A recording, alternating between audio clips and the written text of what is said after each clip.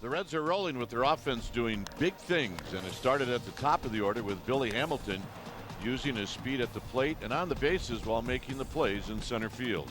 Johnny Cueto won 92 games in 8 seasons with the Reds, and today he tries to be the stopper for a Giants team that's lost 2 straight. Final game of the series next.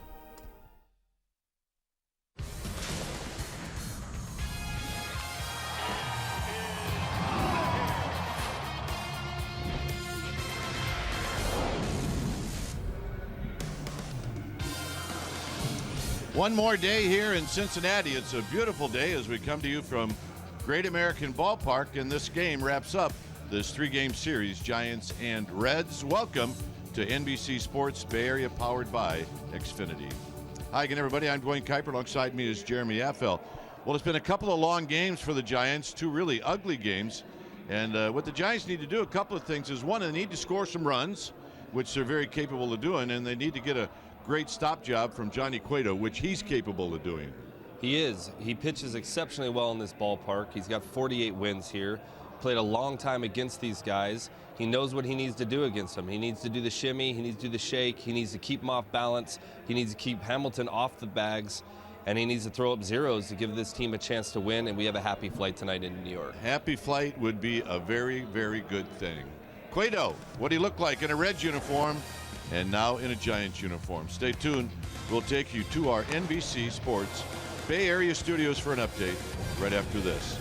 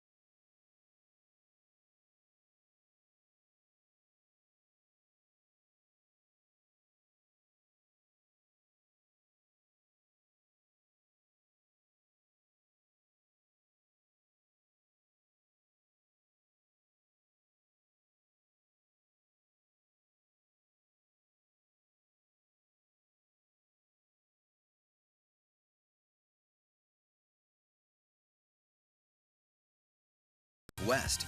Yes to low fares with nothing to hide. That's transparency. By Toyota, the full-line automaker with the longest-lasting vehicles in America. Toyota, let's go places. By State Farm, combine auto and renters and see how much you can save. Talk to an agent today.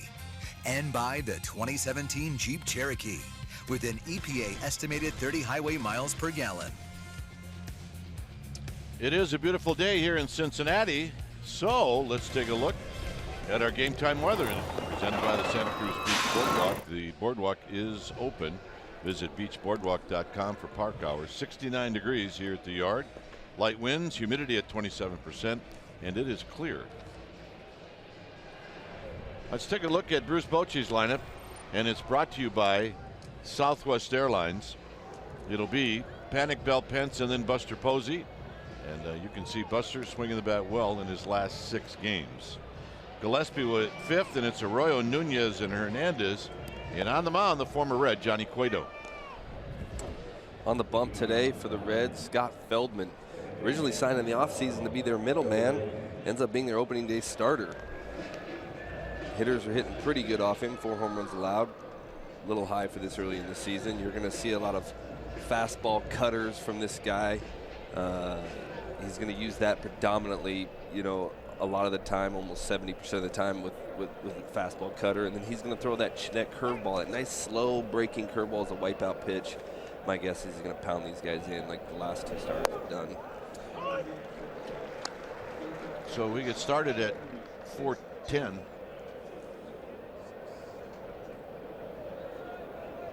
So here's Panic. No balls and 1 strike to Joe Panic, who takes high and wide.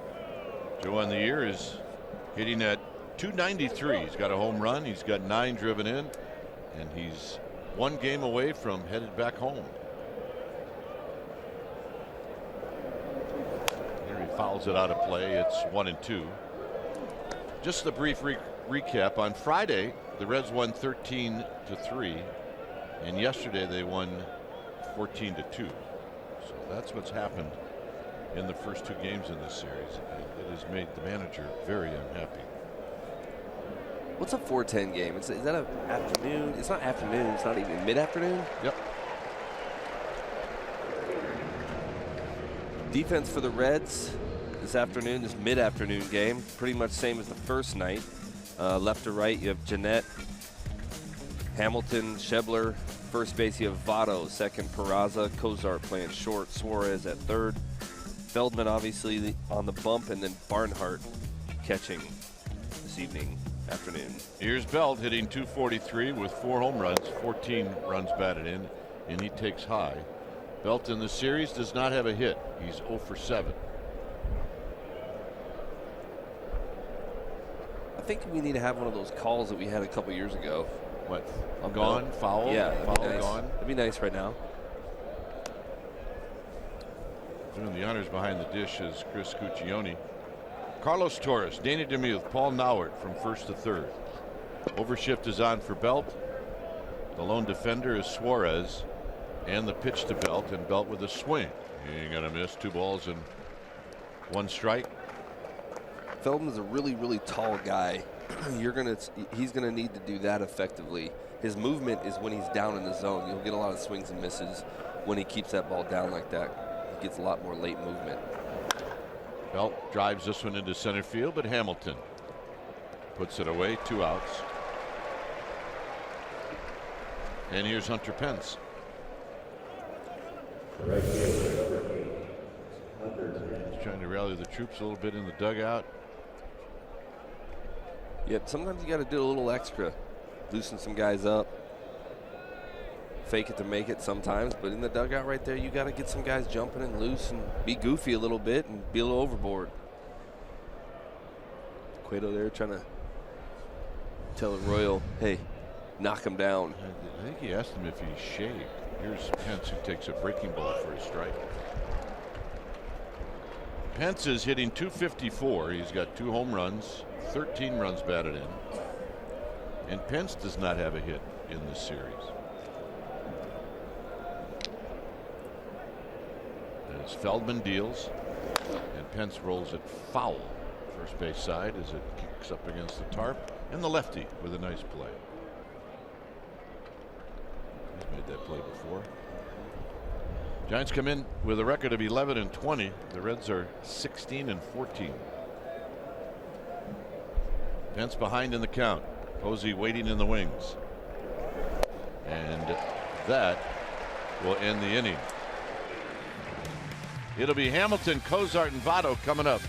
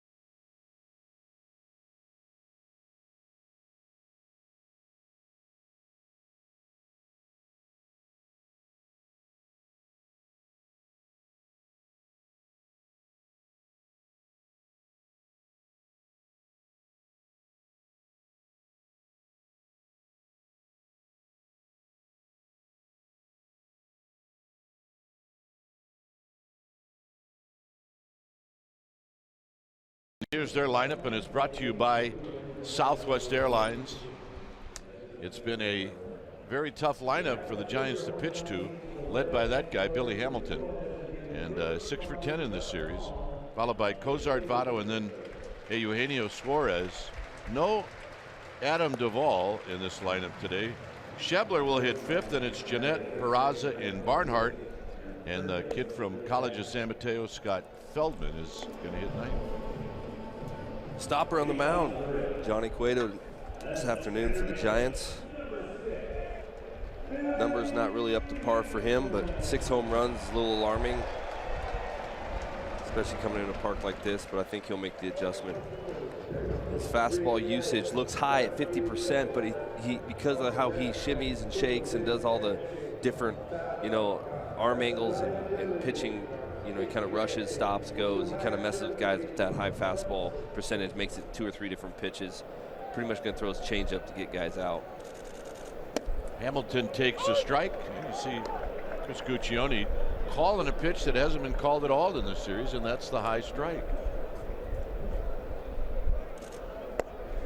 Interesting fact on Cueto, with all the movement he does at the major league level, surprising 70% of his strikeouts come on that fastball, and that's because of that stuff right there. The turn, the shimmy, the quick pitch, just keeps guys off balance. That fastball comes at 3 different speeds, even though it's the same on the radar gun. It's 3 different speeds in the eyes of the hitter. And there's a strike. So if Cueto does have a blister issue, what pitches would that affect the most? It depends on where the blister is. I know several guys, including myself, that dealt with blisters, and a lot of times it was that fastball because we kind of put that pressure and it kind of gets us on the side, and we would switch to a breaking ball. I'd switch to a curveball to take pressure off. Some guys, that curveball, because they're trying to spin it, maybe they knuckle curve it, they kind of put it hurts there, and so maybe they can take their finger off. But usually if that blister is on the middle finger, that's your control finger, and it can affect you, as you get later in the game. I'm sure they'll keep a close eye on that. This is rolled foul. The history between Hamilton and Cueto is 1 for 3, and the one hit was a double. I'd like to see an 0 for 4 today. And tight 3-2.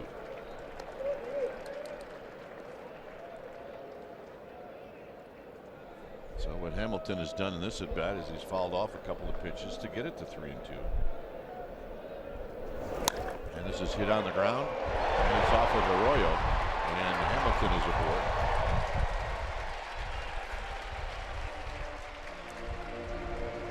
Defense for the Giants today.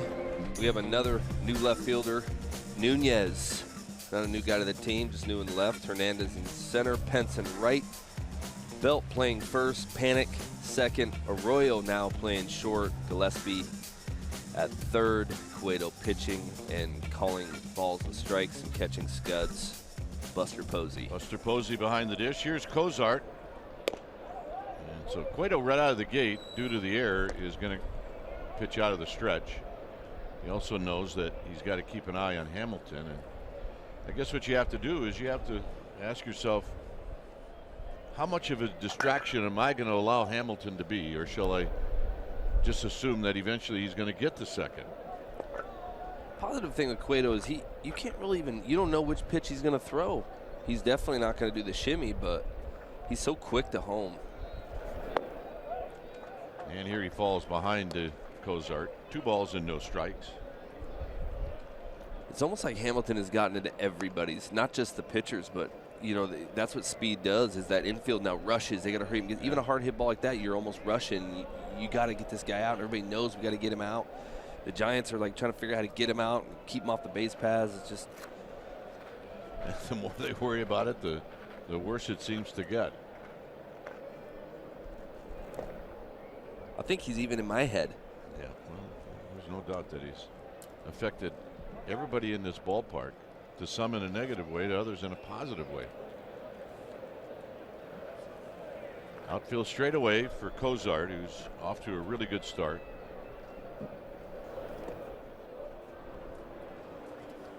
He does not have any history against Johnny Cueto.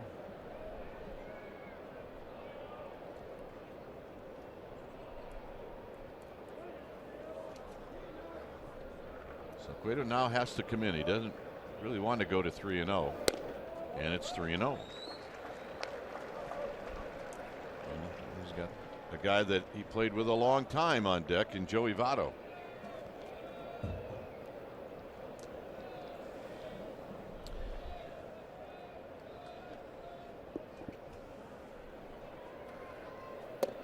And to strike. The Reds have had 16 offensive innings. Is that good? And they've scored in 13 of them. Hamilton does not go. Swinging a fly ball into left center field, and tracking it down is Hernandez. And hustling back is Hamilton. Just for a brief second, I thought that ball was going to be in the gap. So did I. He does have a home run. Votto off of Johnny Cueto. This is what it looked like. Fastball. Looked like he tried to throw that fastball away, and it came back to the middle. He saw Buster's glove come back there. Hit that ball pretty good. He did hit that ball pretty good. This guy's hit a lot of balls pretty good in this ballpark.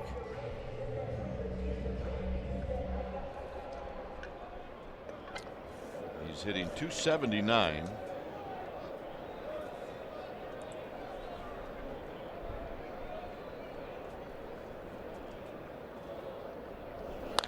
And a bouncing ball foul.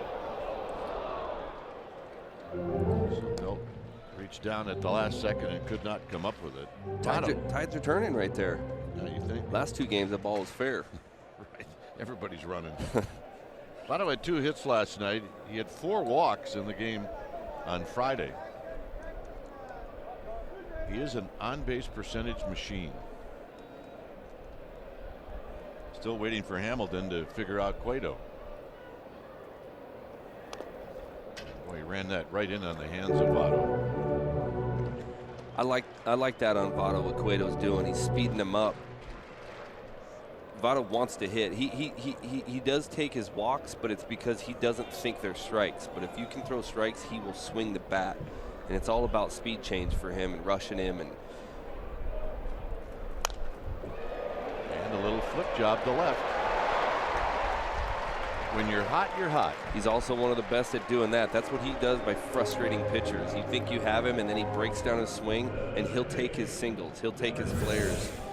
See, he tried to go away, and he came in. He missed his location. They wanted up and away. He came up and in, and that's what a guy like Votto will do, is he will just kind of pull his hands in on that ball up and just kind of muscle it out there and bloop it right in front of left. But once again, it is about location error.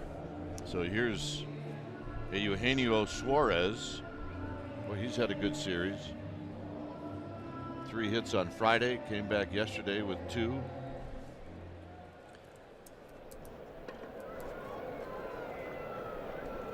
I think this is where you're going to look for Hamilton take third. And a strike at the knee, says Chris Cuccione. Now Joe Panik will do the best he can to try to keep Hamilton close.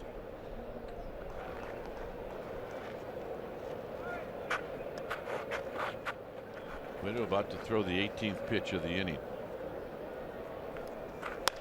And this is a base hit into right field. Hamilton is going to score, and the Reds on the board. It's 1-0. Well, another blue hit for the Reds. Ball looked like it kind of got in on his hands there. Dropped in again. Last pitch here from Cueto. Buster sets up in. It caught inner half. And he muscled it. Yep. So here's Schebler. Schebler hitting at .245. He's got 8 home runs, 19 driven in.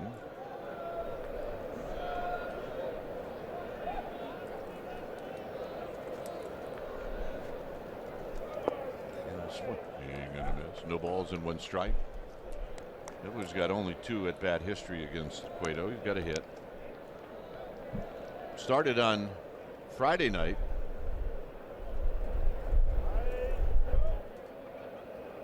And Schebler had 3 hits and 4 at-bats. So an error to open up the inning, a fly ball, and then a couple of singles.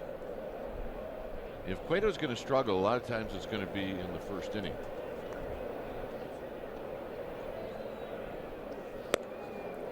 0-2. Kind of a normal thing for really good starters. It's always a thing, hey, if you're going to get to him early. Kershaw's the same way. If you're going to get to Kershaw, you have to get to him early. Once he gets on a roll, it's lights out.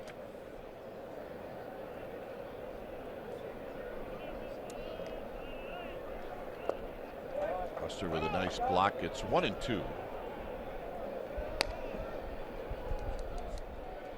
From the Friday night game and the weather to the weather today, perfect.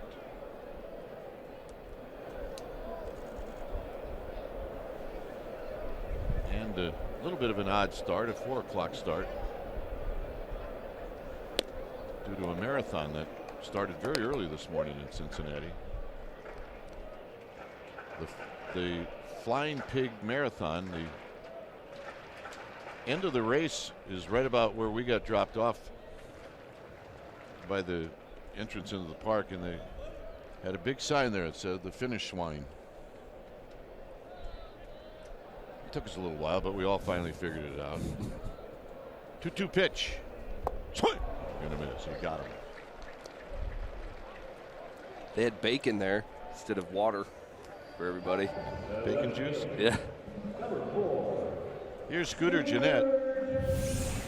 Last few pitches, started him off with a breaking ball, then he went up, and then he went down, and then he went up, and then he went down. You saw that right there, his off-speed pitches he's going to utilize, and he's starting to see it. He'll make the adjustments as need be, but changing eye level is a big part of pitching. It's a big part of what Johnny does, and he's going to have to do it against these guys today. And he starts out Gennett with a fastball in. And if you feel you can't do it, you know, with the fastball alone, which you usually can do, you have to do it with a breaking ball. If I need to go down, I'm going to go down with my curveball, because right now that's my best chance of getting that pitch down in the zone. So he's unhappy now that he's missed a couple of times. Gennett is 2 for 11 in his career against Johnny Cueto. He's the one hitter in this lineup that has had more than 3 lifetime at bats against Cueto. And this is driven to right, and it's going to fall. Votto is going to score, and to third goes Suarez, and it's 2-0.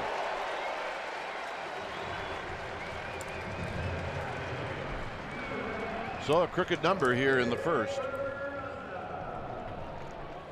The Reds scored 3 in the first inning on Friday and 2 in the first inning yesterday.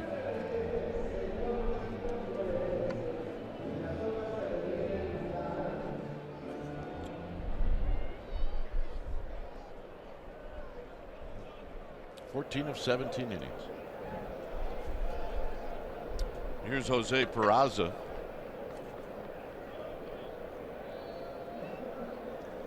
Foul back. Peraza had a pretty good rip, and it's 0-1.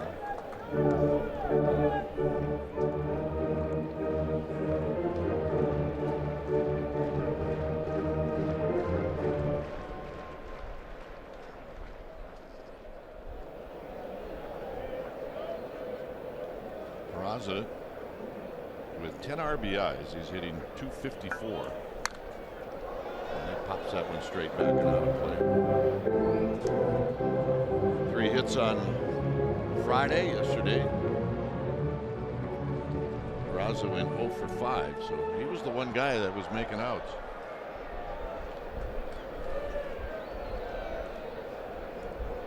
Behind in the count, 0-2. And he got him. And that'll end the inning. So Cueto limits the damage to 2 runs. Buster Posey's going to lead things off. It's 2-0 Cincinnati.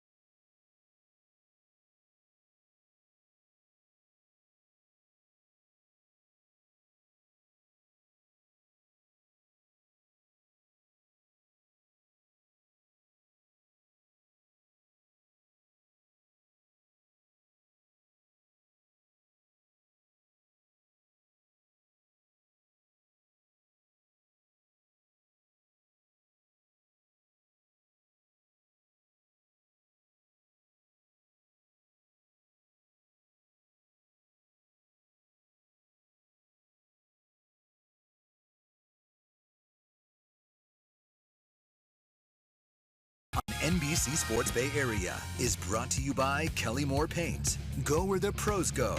Kelly Moore, the painter's paint store. So here at Great American Ballpark, it's a 2-0 lead for the Reds, and Buster Posey is going to lead things off. Posey, Gillespie, Arroyo facing Scott Feldman, the kid from Burlingame, and there's a call strike to Buster Posey. Buster had 3 hits on Friday night. Came back and went 1 for 2 yesterday. He takes a bit outside. Gillespie on deck.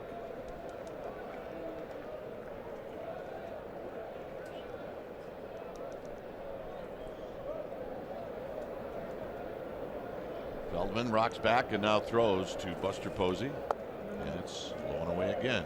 2 balls and 1 strike.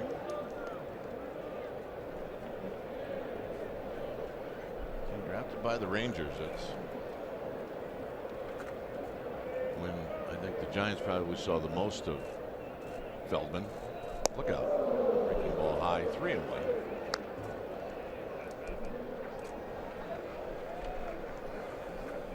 That'll wake you up. Yeah, even if it's a breaking ball, it's still anything that's coming right at your ear, it does wake you up. Seen 3 fastballs outside, outside, outside. Also, that pops up at your ear hole. Posey out of play. This one headed to the upper deck. Here's our Togo's big play the Togo's way. June 9th, 2010 against the Reds. Buster Posey gone. First career home run, and he hit it off of Aaron Harang. Little did we know what was in store for that young man after that.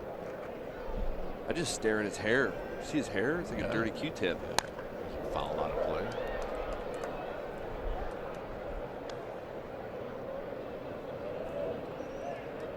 '10. Buster took over for Benji Molina, and things changed. And it wasn't so much that changed because Molina wasn't there. It was just how well Buster did when he showed up. And did that hit him? I think it did. One way or the other, Posey was going to be aboard. And here's Conor Gillespie. It was such an odd day that day. I don't know if you remember, Jeremy. Benji found out on a plane ride to Denver that he got traded. We all said goodbye to him. Walking off the plane on the tarmac, everybody was hugging Benji and saying goodbye. I remember, like, this kid they're bringing in better be good. Molina calls a good game. I don't need to be trying to figure it out with this next guy coming up. Well, that next guy is on first. And here's Gillespie. And he takes a breaking ball for a strike. And he's got a whole separate house for all the trophies he has to put in there already. He better do a bunch of things like lead the league in hitting, be an MVP, win a Gold Glove. He call better, no hitters. Yeah, he better do all that stuff. Give hugs. Give a lot of Buster hugs. High to Gillespie. Not sure Conor has seen a lot of the overshift, but he does here where the Reds are putting one defender on the left side, and that's Cozart as Suarez moves over to the right side. On deck is Christian Arroyo.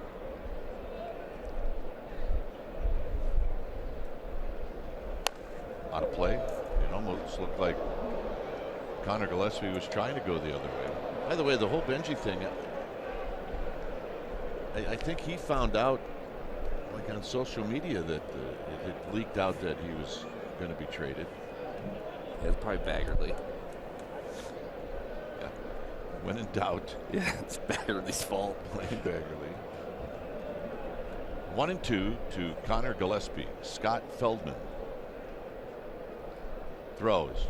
Breaking ball low. Pretty good take. 2-2.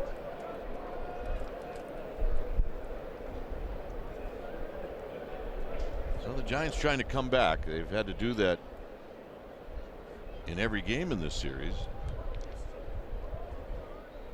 Pete's here.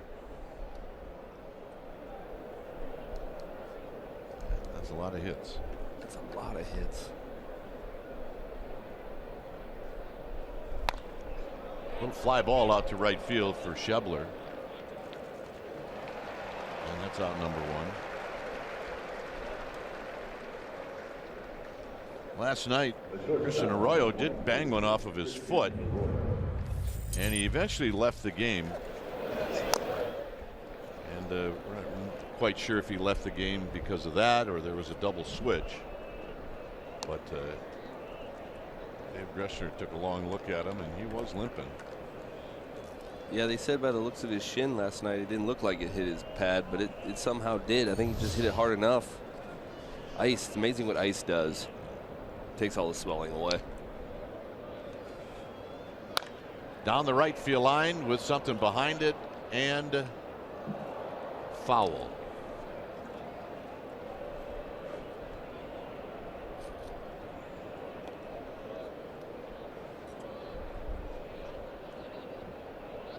There's the foul pole that at one point was invisible a couple of years ago.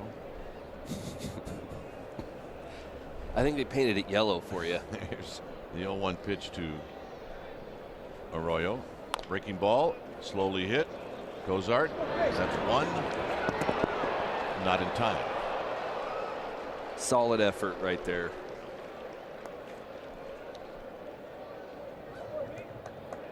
I mean, you know it's a double play ball, and you're still trying to get it down the line. The helmet's flying off. You're trying to be safe. It's effort. That's what people need to know about this club, that, yeah, they are struggling hitting right now, but to see that right there, where a lot of guys you see, when they hit that, they pull up jogging because I have no chance. And he gave an effort right there to keep the inning alive. You never know what can happen, especially the way Nunez has been hitting the ball in the last few games. Yeah, Nunez had a couple of hits last night, but really looked much more comfortable at the plate. Foul down the right field line and out of play. Plus, we just got done talking about Arroyo and pounding one off of his foot. So he had to get down the line. Hey, at 21, you can bounce back a lot easier than if you're 31 or 41. Amazing. Yeah, here's a snap throw to first. Yeah, you've got the magical date, right? Or the magical year? 30. I'm telling you, 30 years old. Everybody makes fun. Oh, 30, blah, blah, blah, 30, 30. When you turn 30, especially as an athlete, the day you turn 30 on your birthday, you get up out of bed and your back immediately goes out. Or a knee, whichever. But one of those two, the knee or the back, immediately you just fall to the floor. 1 ball and 1 strike to Nunez.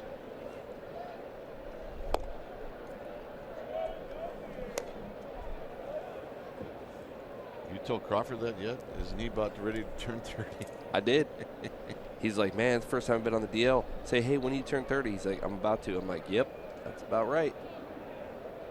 And he's hopefully coming off soon. Nunez hits a high pop-up foul, and that'll drift into the seats. It's 2 balls and 2 strikes.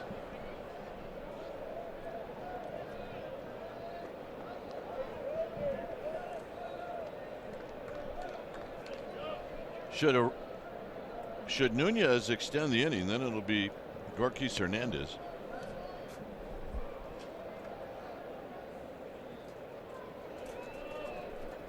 Scott Feldman to the plate.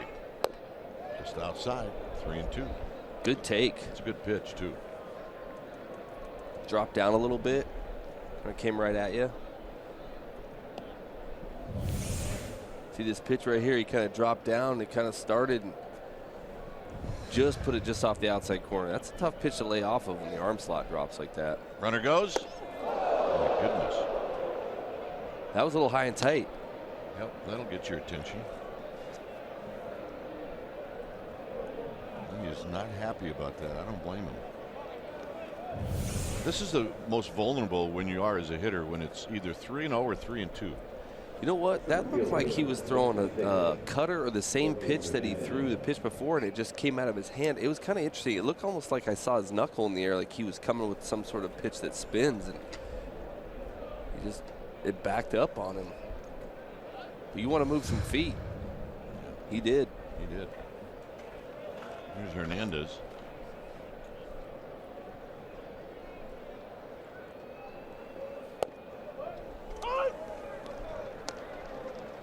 No balls and 1 strike. Rockies may look back in this at bat and think that may have been the best pitch to swing at. Kind of how it goes in these scenarios for really offenses. It really does.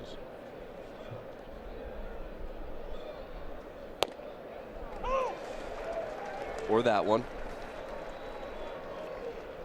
Well, now you put yourself in the hole. It's 0-2. Arroyo's at second. Nunez is at first.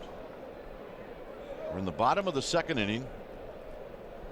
Giants trying to get out of town, have a happy flight, and then take on the Mets tomorrow night. But first, this 0-2 pitch. 1-2.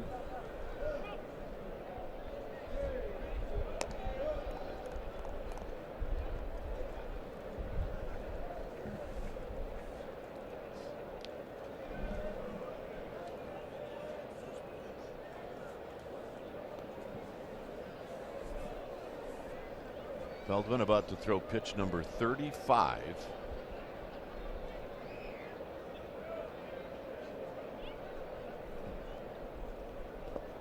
And that'll end the inning.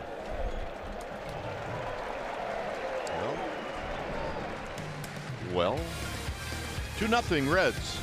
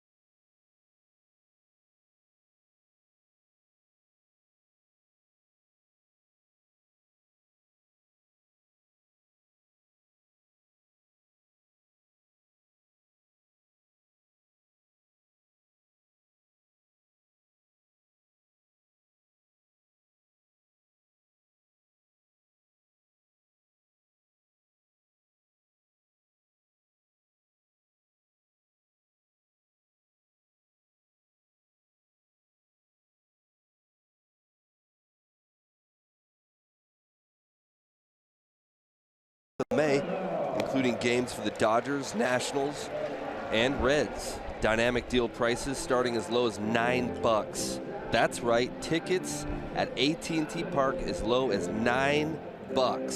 Visit sfgiants.com/dynamic deal to purchase tickets for the upcoming Red Series and to see future dynamic deal games.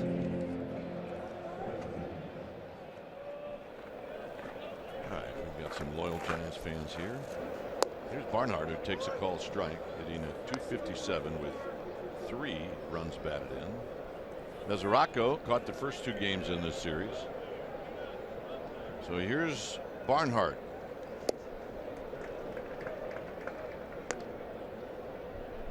On deck is Feldman and then Billy Hamilton. There's a shot up the middle. Arroyo got him. Nice play. It is a nice play. That's a great play. It's like a vacuum. It was like Hoover out there. Crawford probably gave him a pep talk after the first inning, you know. Probably did. You're fine, kid. You're going to get another rocket right at you. Just make up for it. All right, no problem. And he did. First guy to say way to go was Johnny Cueto. Hunter Pence. Smart Play is brought to you by your California Ford dealers. September 28th, 2014, Pirates at Reds. Last day of the season, Johnny Cueto got his 20th win of the season. He went 8 innings, 6 hits, and earned run, no walks, 7 strikeouts. Cueto's RBI in the bottom of the 8th inning broke a 1-1 tie. 2014, Johnny Cueto. He has that kind of talent, do it all. He's actually a sneaky good hitter from time to time. He is. Here's Hamilton. Hamilton's been so good that they've named a play after him.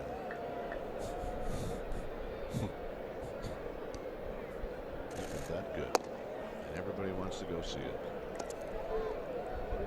Your son and daughter-in-law went and saw it, right? Saw it yesterday, yep. Dad was on TV right at the same time the show started, so the priorities clearly are not where I'd like them to be. Well, he had an earbud in the MLB app running, right? Very nice of you to try to stand up for him, but that's not happening. 2 balls and 1 strike.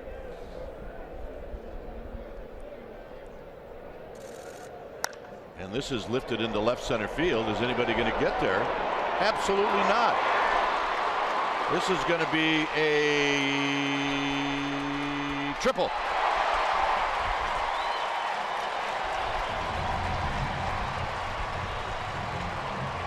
I mean, eventually you got to just say, wow. You know, like, silver lining is there's 2 outs at least, right? Try to keep him from scoring. Absolutely. I mean, it didn't really matter whether he was going to be on first, second, or third. This is triple number 3, by the way, in the series. And that ball was up. Buster wanted it down and away, and he kind of threw it middle up. For whatever reason, our guys, you know, as of late coming into here, they just have been, no matter where Buster sends up, they tend to pull it to the middle. Either it runs back or it gets pulled over, but we're just missing over the white part of the plate, the majority of the white part of the plate, just too much. Cozart hit a fly ball to center field.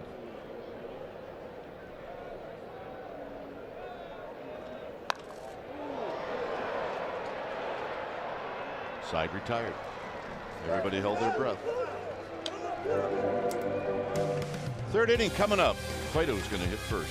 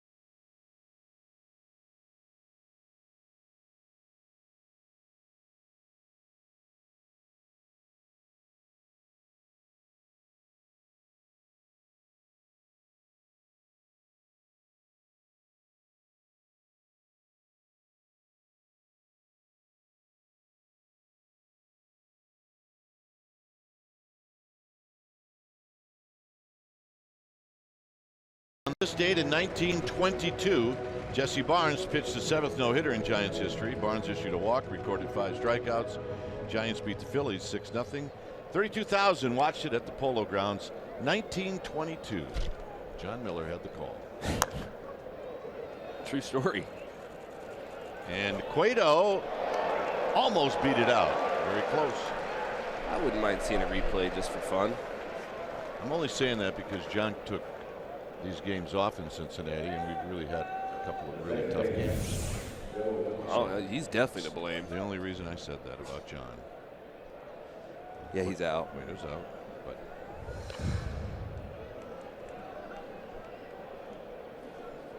so 1 out, and here's Panic. Johnny said, I ran hard to first. I'm going to walk slow back to the dugout, and Joe Panic now is going to step out and give him some time. That's right. Sometimes if you sweat too much, the ball gets slippery. So here's Panic. 2-0 Reds. 1 out here in the third. And the first pitch is high to Joe Panic, hitting right now right at 290.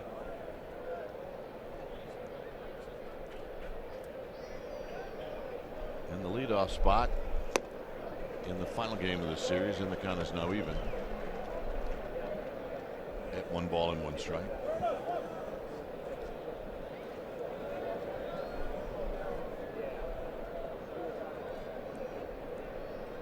Feldman about to throw pitch number 39. Here it is. Inside corner, 1-2. He's just not liking that inside corner. It seems like he loses it, or he's not agreeing with it, but it's a strike. It seems like the first at bat, he kind of got those same pitches. He didn't like them. In the protect mode, and a little pop up out to Cozart. and that'll be out number 2.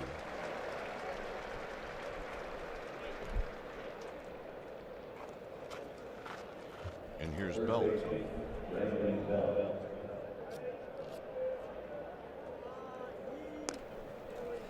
Belt hit a fly ball to center field.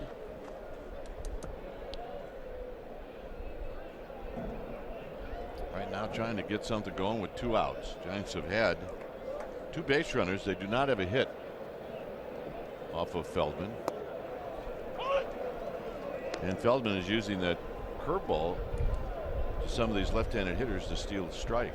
He's stealing strike 1.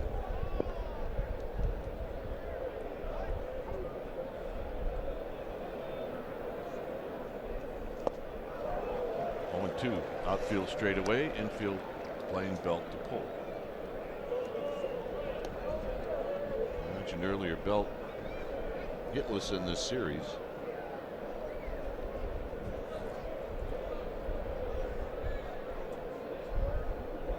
As Feldman looks into Barnhart, and the 0-2 pitch is high. 1-2. Pence following. Reds are playing pretty good baseball. The word when the Giants came into town was they can hit, but their starting pitching has been a bit iffy. As Belt skies one to left, starting to carry, but Jeanette is there, and he'll make the catch, and that'll end the inning. Well, they've hit, and the starting pitching has been pretty good. They have, and it has. 2-0 Reds.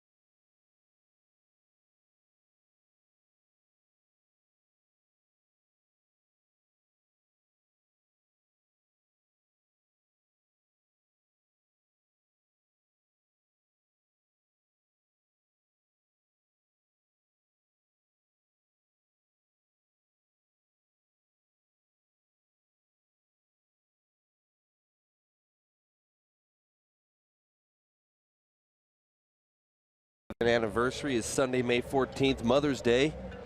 Bring her out to the ballpark as the Giants take on the Reds. The first 20,000 fans will get a Mother's Day expandable tote bag courtesy of Nestle Dryer's Ice Cream. Visit sfgiants.com for tickets. Here's Votto, 2-0 Reds. Votto 1 for 1. He singled and scored in the first. And the pitch is a belt high strike, and it's 0-1. Suarez and then Schebler. Cueto put a 0 up on the board in the second inning. What does Votto want? I think he wants a lighter bat. He just checked his. It doesn't look very good. Yeah, velocity was too high. He went with a lighter bat. But he didn't wait around. Jumps right back in the box. It's no balls and 1 strike. I'm sure that there's massive amount of respect between Votto and Cueto. You have a Mother's Day gift yet? I do not, but I have time. So pumped going to New York. So it's 2-1 to Votto. Yeah, you should not have a hard time finding something in New York. That Chicago, great pounds to pick up something. 3-1.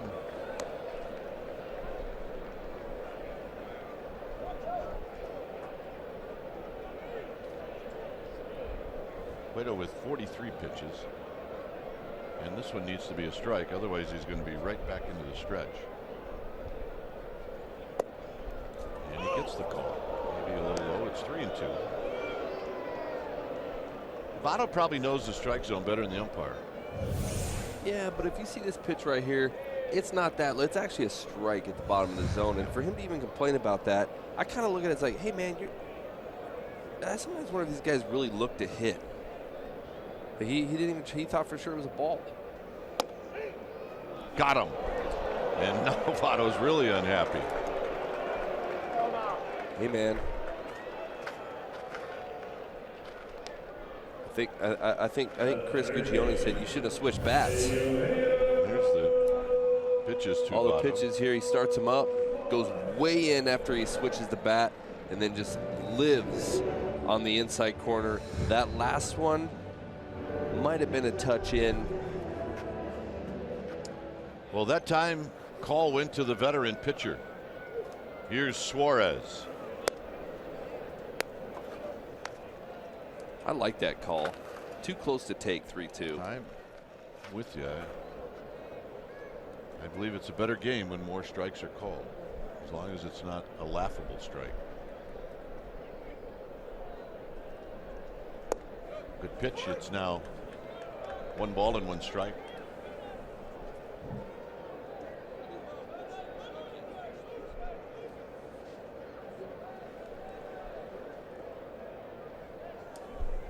In tight. There's young Dave Fleming. He'll be here in innings 4, 5, and 6 as I'll retire to the radio side. Wax some poetry over there. Jeremy clearly has saved his good stuff for Fleming. Oh, man. 2 balls and a strike, and there's a belt tie strike, 2-2. It's not my fault, man. It's a 4-10 game. It threw me off.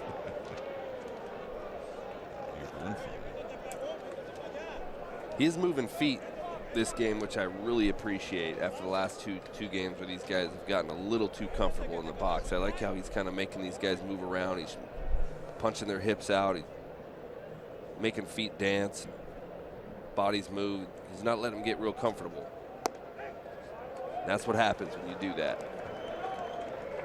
That's a You can now stream the Giants on the go on NBCSportsBayArea.com and the NBC Sports app, presented by Honda. NorCal Honda Web Drop.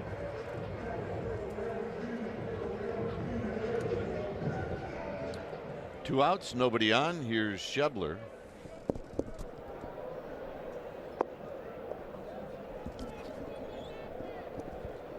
Takes a ball, 1 ball and no strikes. We're in the bottom of the 3rd. The Reds scored twice in the 1st inning. Giants don't have a hit. They've had a couple of base runners,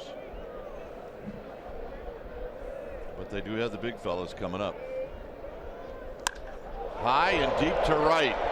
Pence is going to watch this one go. Gone. Schebler with his 9th.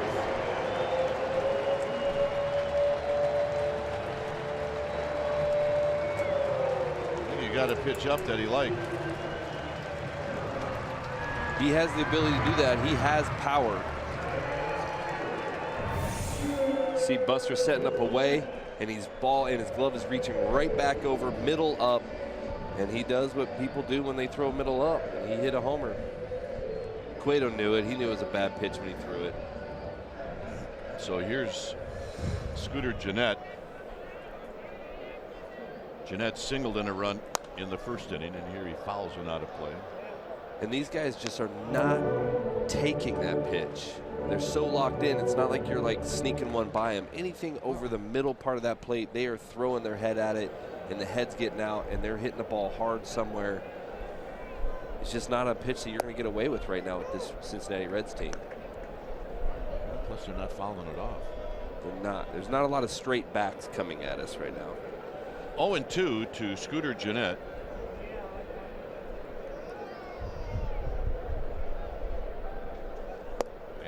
Next pitch is wide. 1 ball and 2 strikes. This is a ballpark where if you get it, especially in that area, up, it's going to go. And that one did not need any help anyway.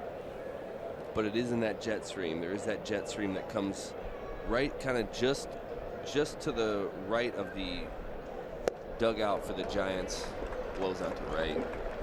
Well, Cueto strikes out the side. Reds on the board one more time. Dave Fleming will be in. I'll see you back here in the 7th. It's 3-0 Cincinnati.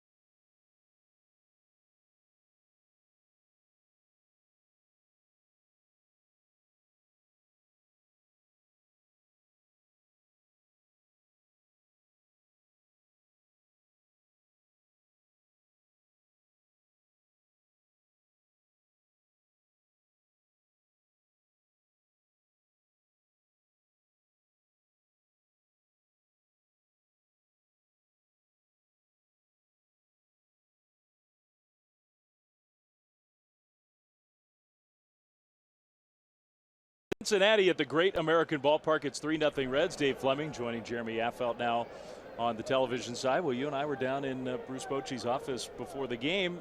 The message from the manager, hey, look, there's no magic formula. You can't scream and yell. You got to just start playing better. So we'll see if the Giants can begin to do that here. Seeing Scott Feldman for the 2nd time and playing from behind. Yeah, there's no hitter going on. I think I need to try to jinx that if I can. Yeah, they have not had a hit yet. They've had some base runners. Scott Feldman, who, I mean, the last start out was rocked. Otherwise, he has been pretty good this year. Pence takes a ball. Guy's been around a long time. I know you guys were talking about his Bay Area pedigree. Yep. Burlingame, right? Burlingame High. CSM. He is a College of San Mateo Hall of Famer. Wow. He's in the Hall of Fame. It's a pretty distinguished group. Yeah? It is. Who else is in there? Bill Walsh would be one. How about John Madden? You like John Madden? Wow. That's another one. Baseball, Daniel Nava, who's a big leaguer. That's right. Been a big leaguer for a while. The Phillies now, is that correct? I think he is, yeah. So it's a distinguished company. Hunter Pence can hit a homer off a Hall of Famer. That is a fact. How about a base hit? Will you take that? Jinx. See that? No hitting jinx. It works. See, you guys as players, you always blame the announcers. We try to think we just don't have anything to do with it. We're just trying to describe what's happening in the game. But well, if it's against the Giants, I will be happy to take the blame. Yeah. Well, the Giants needed that. And hey, look, that was not exactly scalded, but they'll take a hit. And now the guy who's had the best at bats this series comes up for a 2nd time. Buster Posey had the best at bats this series and this season. Ball 1. Yeah, the top of the order has been a little bit of an issue getting on. I think that's been a big part of the problem this series. So getting guys on for a guy like Buster, the way he's swinging the bat, is has to be a key to the Giants' offense right now. Posey, the bat goes flying. The pop-up goes into the dugout. My goodness, hopefully everybody's all right. Looks like a hitter. She had some time, but I think it's almost she ducked right there. But I think she's all right. I would duck too. Yeah. I'm not going to lie. Good hitters throw bats in the stands when they hit. Kind of like somebody I'm sitting next to. Yeah, so that's a sign of a good hitter is when you can be comfortable enough to just all of a sudden let the bat fly every now and then. You're not supposed to grip the bat with a death grip, right? That's right. Nice and gentle. Bat speed's way quicker. Way quicker. And the good news is everybody's all right. That is a little scary when that thing starts helicoptering toward the seats. And you tend to freeze too because you don't really know what to do. It is helicoptering, so you don't. It's not like you can reach out and grab it. You just duck. 2-1 to Buster Posey. Well, you bring up the point. I mean, look, the top third of this lineup: Panic, Belt, Pence, and then yesterday the combo was Tomlinson, Belt, Pence. That's the first hit in this series from anybody in the 1, 2, 3 spots. That's hard to believe. Yeah, and you see the Reds they are scoring a lot of runs. They're getting some hot, even some hitters from off the bench that have been getting some knocks. But if you see any kind of consistency, Hamilton's always on. He's been on base every time almost. You know, Votto's been hitting well, drawing walks, and they just have the top of their order up and causing problems on the base paths. 2-2 to Posey. Buster fouls it back. It changes the way you pitch if runners are on base, particularly if you get some speed on base. Yeah, anytime you have to change up your speed home, your delivery time home, anytime you have to quick step, slide step, whatever, your timing has to be that much better or your pitches are elevated, and that's when a lot of damage gets done, and that's what's been happening. 2-2. Posey tried to wait on that curve, skies it to right. Schebler for out number 1.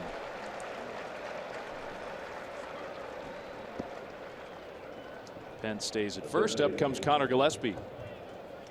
Well, you mentioned it, the Reds. I mean, they've gotten contributions from everybody. Starters, guys coming off the bench, their backups. And that's where even a guy like Conor getting a chance to play today. If some of your big guys are struggling, get a spark from Gillespie. And his numbers are down from last year a little bit, but he hasn't gotten as many at bats as he did last year either. And he to me has always been a really good off the bench hitter, but at times you have to have consistency to kind of put up certain numbers. And that could be 2, should be 2. It is 2. So the Giants get a hit, but don't do anything with it. Middle of inning number 4, it is 3-0 Reds.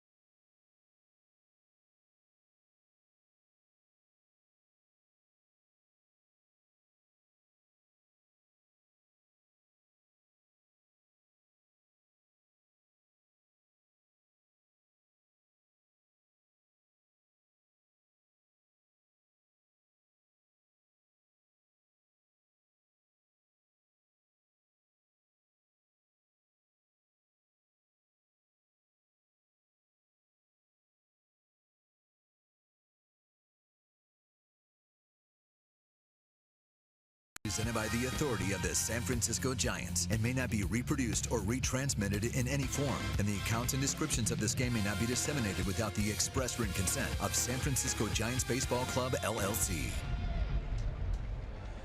So the happy hour with Greg Papa, Ray Ratto, and Kelly Johnson on weekdays on NBC Sports Bay Area. The Bay Area Sports Talk just got a bit more interesting because of the weekdays with Greg Papa, Ray Ratto, and Kelly Johnson that bring you, yes, they bring you the happy hour. Happy times on the happy hour with three happy people. Just bubbly. Bubbly. In fact, Mr. Ratto especially. Yeah, Ratto's super happy Ratto. Strike one to Jose Peraza. Nobody's real happy right now around the Giants, and that's part of what's going on. Giants are struggling, obviously. And whether it's trying to grind out, to bust out, break out of it, you got some hitters who are struggling. Giants could use a little happiness. Yeah, happiness would be good. What a day. Good scud right there. Changing eye level. Even Cueto can throw one. That's right. 0-2 scuds. Very effective. One thing about this series coming in, the weather forecast was so bad. We thought really there could be some actual scheduling problems. Turned out rain delay before game one on Friday, which is annoying, but no big deal. Play the game once you got it started. It was uninterrupted, and look at today. So you get out of town at least without that. Ground ball very softly hit. Cueto gets there ahead of Peraza. There is tons of correlation between a scud and a weakly hit ball. I was trying to preach it. Keep the ball down, down. If you miss right in the dirt and make Buster hockey block it. He loves hockey blocks. That's why he wears that mask, right? That's right. That's right. Tucker Barnhart, the catcher. As beautiful of a day as it is today, they got rained out in San Diego today. Yeah, that is weird. I mean, that almost never ever happens. I didn't even know San Diego had a tarp. That ballpark, it's not used very much. I guarantee it was dusty. Yeah. That ballpark's been in existence. We were there for the first game. I think it's 14 years ago. This is the third rainout in the history of Petco. 14 years. Man.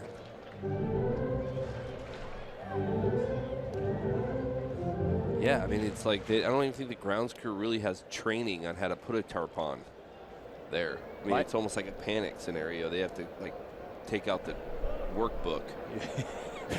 The instruction manual. Yeah. How do we do this again? Roll, tarp, roll out into shallow outfield. Step one. That's right. And don't forget, you have to put spikes in there to keep it down on the ground. You can't just leave it there. There's that. Now here, they're experts in the tarp. Yeah. Here, man, that thing comes out in about 30 seconds. No instruction necessary. You probably had this in my first job in baseball, right out of college, was with the California League team in Visalia, Central California, south of Fresno. And we, as a team, did not own a tarp. And in mid-April, it poured 3 games in a row, washed out. The field was ruined. It was a mud pit. No tarp. Didn't have one. Yeah, man, those guys, they believe in rain delays. 2 down. Rain delay? You want to rain out? Get your rain out. The famous line. There are a lot of truths in Bull Durham. Some truths are stretched, but there's some really. I was in Macon, Georgia, and we were getting tons of rain, and they made us stay there the whole time. And we had a guy sneak out there and pull the pins, and it threw the tarp about a half mile down the road. He got fined by the league for it, and we all paid it for him. We just passed a bucket. Both teams, Macon and us both, passed buckets for that guy's fine. Parasailing in Macon, Georgia, or whatever you call it. Yeah. They made us stay. The dugouts were filling up with water. Like, literally, you could swim in our dugout, and they made us try to they were trying to say, hey, it's going to clear up. And we said, okay, we got your clear up for you. There goes the tarp down the block. Yeah. That was great. And we've had some controversy in the big leagues a couple of years ago at Wrigley Field. Yep. A few years ago, I guess. Feldman strikes out swinging, and Cueto has a 1-2-3 inning. he needed that. The Giants needed that. On to the 5th. Tarp safely tucked away.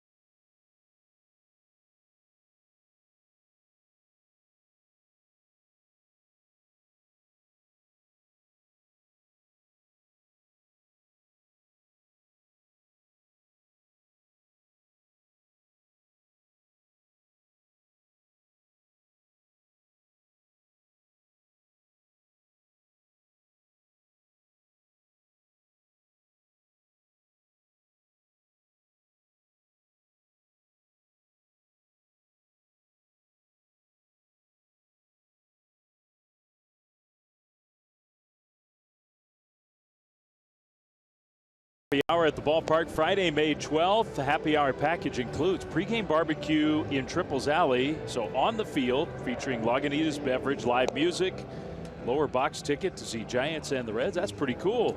sfgiants.com/happy hour. Place to go. And by then, the Giants will have figured out how to play these Reds. Yeah, awesome. And then you can listen to Ray Ratto on happy hour. You get it all wrapped up into one.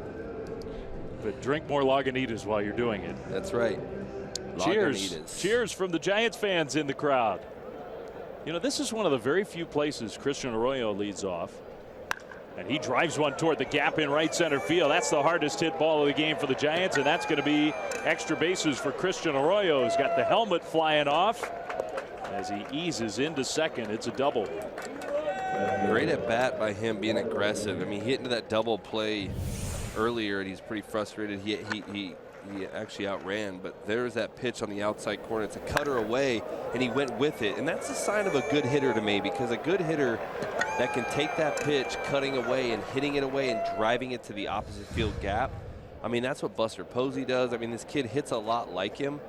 But to know that this kid is in your organization and he's coming up here at this age doing those things right there has to give the Giants some happiness in this hour. Happy hour. First double of his career.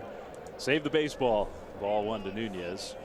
It does give the Giants happiness. I asked Bruce Bochy on our radio pregame show about give me a 2-week Christian Arroyo assessment. And he just really likes just about everything that he sees from this kid, who is still 21 years old. And the main thing, he talked about some of his tools and skills, and he's not a perfect player yet. He's still learning the game. But the lack of fear, the willingness to be up there in a big spot and grind out at bats, kind of what you're talking about. In fact, the Giants manager even said, sort of like as a parenthetical after praising Arroyo, he goes, you know, we have some other guys on our team who could learn a little bit from this kid about being real tough-minded and relishing the big. I thought that was pretty high praise. Yeah. And that's what happens to these young kids. Like they can bring that energy back to a ball club a lot of times, just to remind these guys that, hey, man, this is an exciting time to be in the big, you know, to be out here and playing a big league field and a big league ball club. And, you know, try to play on you're playing on the best fields in the entire world. And these guys that come from these minor league affiliates, who they're definitely not the best fields. I mean, it's a boost of energy when these kids come in and then play well on top of it. You see a rookie walk on the charter plane for the first time, what that's like. Walk into a big league ballpark for the first time, face a big name pitcher. Hit his first home run. You watch him open a first big league paycheck, he about falls out of his chair. It's awesome. Maybe that would be the number one. Yeah. Nunez, well, on the ground, Devado. Feldman just gets there ahead of Nunez. Different spot. That's a nice result, and maybe here it will be too. You're down 3-0. You can maybe be a little greedier than that, but Nunez at minimum moves Arroyo to third.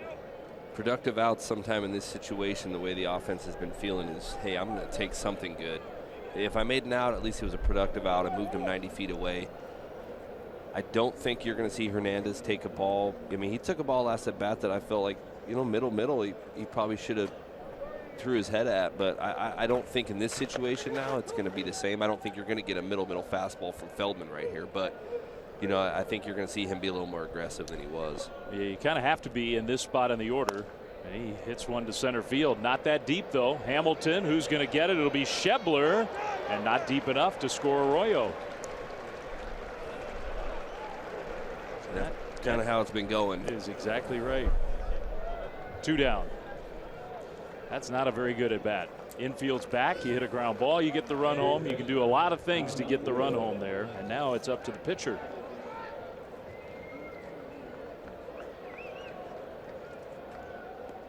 We'll see. Maybe Cueto can help himself. He's done it before. I saw a replay of him today. He did it. Saw him hit a ball up the middle with a guy in third.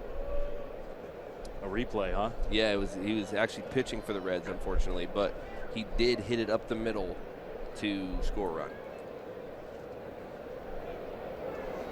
He takes a curve in for a strike. That game where he won his 20th game. Yep. It's the Pirates. Winning RBI. Last game of the year. We're told he has 22. Think about that. 22 career hits in this park. Well, hopefully 23. Over 8 years. Here's a curve in for strike 2. Well, I mean, 8 years, 22 hits. It's more than some. It's a few a year. He's never been known as a great hitting pitcher. He hits that curveball toward the hole. Not an easy play. Cozart will make it. Nicely done by Zach Cozart. And the Giants get the leadoff double, but do not score. Still 3-0 Reds.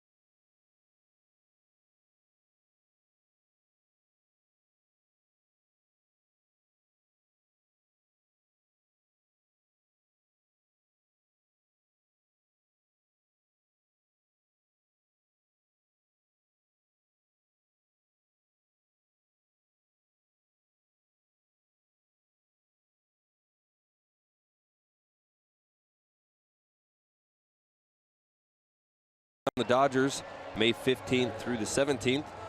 Monday and Tuesday's game starts will be at 7:15, and Wednesdays will be the early 12:45 start. For tickets, visit sfgiants.com/tickets. Would it be fair to say the Giants played their best baseball of the year head-to-head against the Dodgers? I think so. Yeah, especially coming off last series. I think that's what's kind of thrown these guys for a loop, with that last series in L.A., beating Kershaw, coming back in the 10th inning, kind of coming. It's amazing how just the day off, for whatever reason, they just kind of got to him a little bit, but good baseball has been against the Dodgers. Billy Hamilton is going to lead off here in the 5th. This was his last time up. Just kind of hit one toward the gap, and then off he goes. He just, when that guy sees a ball hit the ground, his gear just goes into something new, man. He just, woof, that guy can run. We just heard from the truck, 10.5 from contact to third base. Takes me 10.5 just to get to first, if I make it there. Flem, my knee braces and stuff, you know. Get the stopwatch out for FL. I'm sure a lot of scouts were getting those times lined up. Yeah, just to make sure. Man, 10.5 first. I mean, that's 270 feet. That's almost 100 yards, and you're dropping a bat, and you're not running in a straight line. Man. That is world-class speed from a guy who he truly is one of the fastest players to ever play the game. And when he first came up, I was like, this guy just must be fast, because he doesn't, it's like he's never swung a bat before. How's he going to even play this game? I don't care how fast he is. He has to make contact. I mean, he'd be jumping and swinging at the same time. And he's turned himself into a pretty good player in these last 3 games. He's like Hall of Fame type I would stuff. say he has been the best player on the field in this series on either side, without question.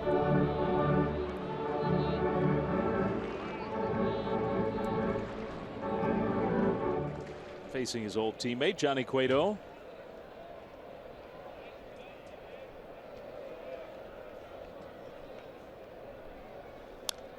Spoils that one foul. Did you hear about this kind of gentleman's agreement that the football team, the Bengals, they drafted the fastest player from college football, a wide receiver from the University of Washington, a guy named John Ross, who's bragged about his world-class speed.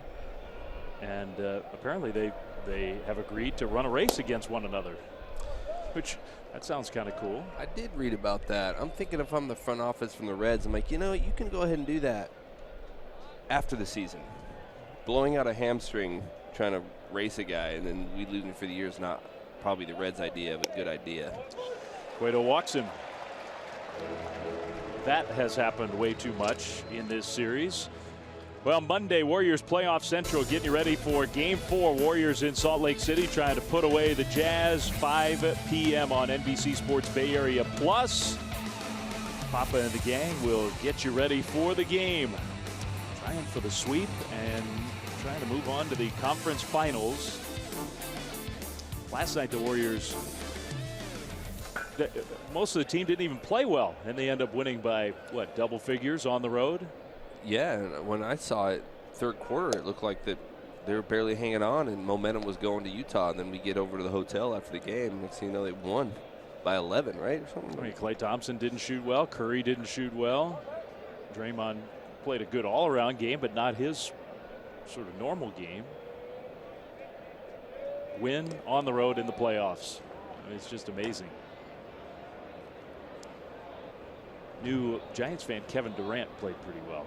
Yeah, he did. 38 points, I think I saw, right? Something. He had a big game.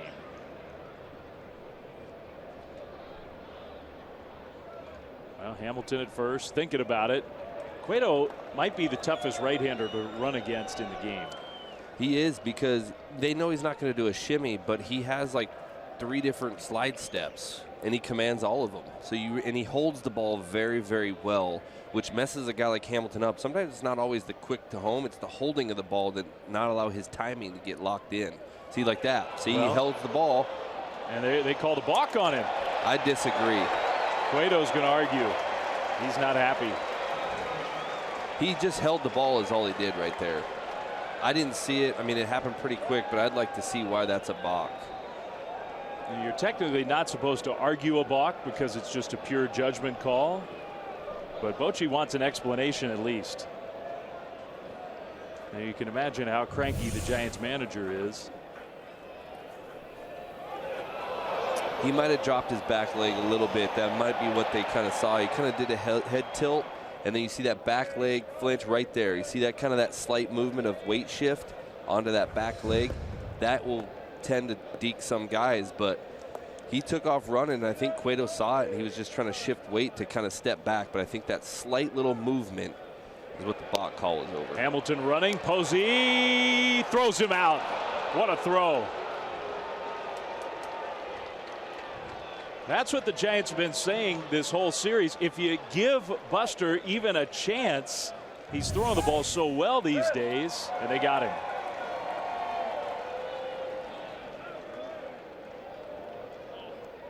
Got him right there is where they got him. It looked like I was like, they didn't get him when he slid in because his hand got there, but then he came off and Gillespie went back and he put that tag on right there. That's what's so important about watching these guys all the way through the bag. And Buster, I think, was trying to give himself a Buster hug right there on the end of the play right there. He needs one. Yeah. Who's going to give Buster a hug? Come on, somebody. He said, finally, I'm just going to hug myself. Cozart to left field and deep.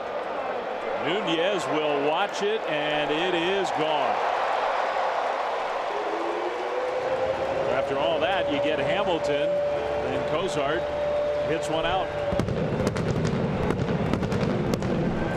Frustrating as that is, and I understand that's the second homer he's given up. He's given up more homers than he probably would like to this year. I think that's the 8th homer he's given up. But it can be a lot worse if he didn't get Hamilton out right there. It's a 2-run homer. It's a fastball that he wanted away, and it came back right to the middle. It's the same thing. I sound like a broken record, I know, but that ball is all about location with these guys. The balls that have been hit hard by the Reds have not been like on the corners. They haven't been where you got to tip your hat. Their ball's coming right back to the big part of the plate. Our young viewers don't even know what a broken record is. Yeah. Great. Yeah, you're right. A skipping M3, P3 file. Here it is one more time. Buster set up away. You see his glove go right back. That's usually a bad sign. And catchers, when they go back to look at video, when you see the glove sit there on the outside and then he has to move back over his body, across his body to the middle of the plate, that means that ball is going right to the middle, and that's nitro zone. It's tough. It's the old Zach Greinke story with you, right? When Greinke was a rookie. Yeah, there is an interesting story on that guy. I kind of want to tell him next time he gives up a homer, I want to tell him the story. He should have went way further than that. I was sitting on the bench, and I was kind of ticked off about a homer that I thought was a good pitch, and he looked at video, comes back, and he says, hey, man, I went and looked at it on video. The catcher's glove moved back to the middle of the plate. The ball actually should have went way further than it did. And I looked up at Zach, and I everything in me not to cause a scene in the dugout. He was what? He was 21 years old or something like that? I mean, yeah, something like that.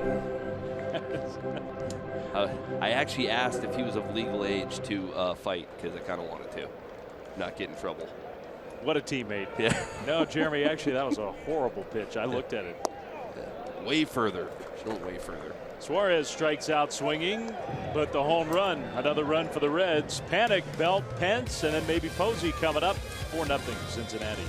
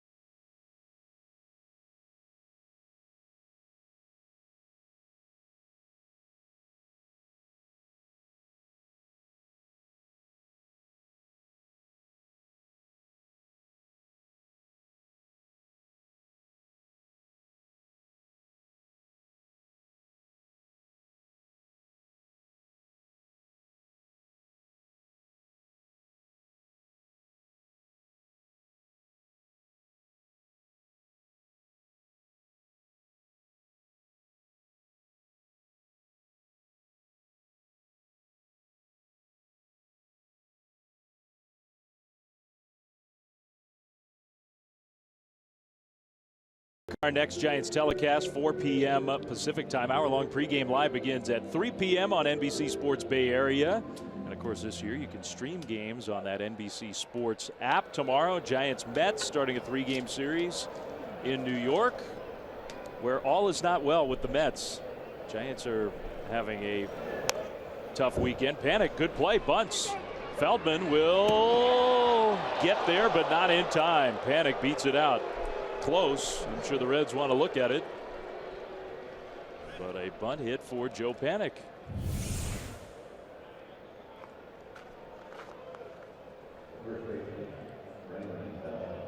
Did he get there? It's going to be close. They want to look. They want to look. They do. The throw has to beat Panic to the bag. Great play by Feldman. That's the only play he had, so it's going to be really close in that situation. But he barehanded it through the best he could. But in this situation, I believe, if I understand the rule right, to overturn it, it has to be like without a doubt, correct? Correct. If they have to change the call that was originally made. And watching it on that replay, it could be that the call was right anyway. I mean, I think the foot hit the bag right as the ball was in the glove of Otto. Our replay review presented by Xfinity. They're talking to the umpires in New York. You're supposed to have indisputable evidence, clear and convincing evidence, to overturn the call on the field. He was called safe. Do they have it? I agree, though. I don't think it matters. That's tight. I think the foot is at the bag at the moment the ball hits the glove. Personally, it's going to be right there. I'm saying there's not evidence to me that says you have to reverse that. I'd say it was a close play. I'll give it that, but I think he is safe. I didn't think Feldman had a chance to get him. So he did do a nice job, but I think this call will stand. Let's see. Safe. Look, maybe there was no evidence, but I also think the evidence that was there said that. I think it was the right call, which I got to give credit to the umpires, which I don't really do a whole lot, but I will give them credit. That game, it's so much faster when it's on you like that. You have crowd noise. You're listening for the ball and the foot hit at the same time, and to have to slow it up the way and the call still to be right. I mean, you got to tip your hat. It was a great call by the umpire. Carlos Torres got it right. Now that's a hit. The Giants have a base runner on to start an inning. Now they have had that now 3 times in 6 innings. See if they can turn it into anything. With Brandon Belt taking a ball. Brandon has not had a hit in this series. This is a weekend where you figure Belt with the short porch in right. The ball's been flying. We've watched the Reds hit a bunch of home runs. It's one of those series where you figure Belt might take advantage of the ballpark. So far, not the case. That's on the inside, 1-1. You're seeing the strategy of these Reds pitchers the entire series. They are putting that ball in the inside corner, and they're crowding their hands, not down. They're crowding guys' hands. It's really tough to get a barrel to the hands. I mean, look at this ball right here. Belt, he has no chance. That generous strike right there obviously might have been a little bit off, but really hard to get a barrel to that ball. 1-2. Now it's 2 strikes. The point is moot, but you're down 4-0. The Reds completely vacated third base. Nobody there. I know Belt is their home run leader. He's a power guy, but a bunt from now and then would put that in scouts' heads that, hey, this guy will bunt. You do a super shift like that, be ready, because he could bunt right here.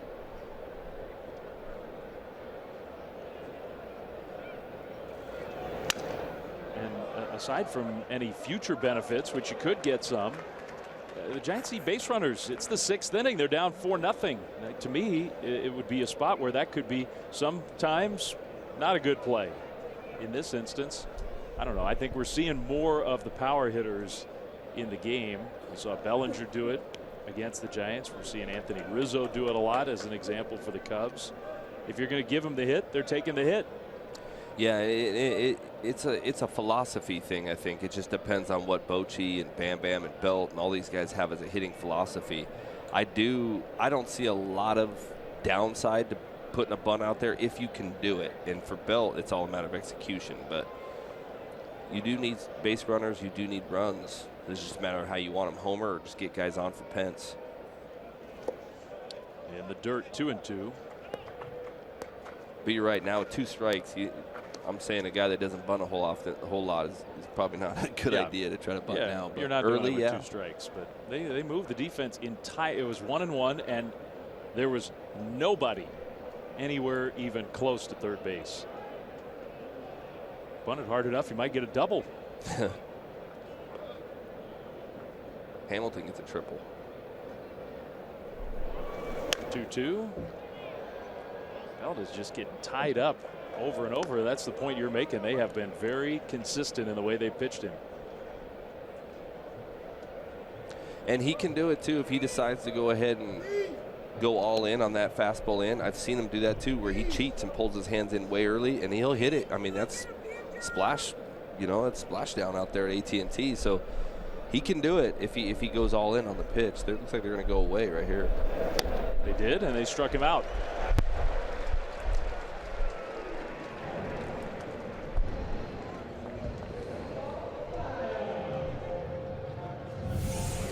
You see all these pitches, they start him out on a break, he wanted away early, but then eventually they just started setting up in and just kind of pounding him in, and then he threw one curveball back foot to see if he could get him to chase, pounded him in again.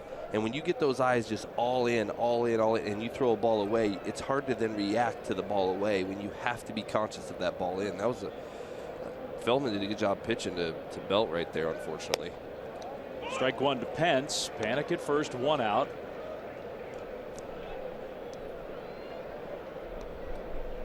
Hitters have to guess one side of the plate. A lot of times they can't just react. They have to say, I'm an educated guess that if he throws my fastball, I'm looking here. And so if you got guys looking in, it's very difficult for them to look away and hit a ball away when they're looking in. They have to foul it off, maybe get lucky enough to foul it off on a reaction. But you have guys looking in like that.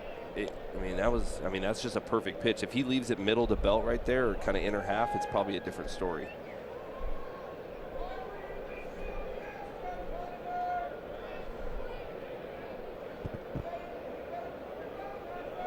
One. A pop-up. We'll see if it's playable for Votto.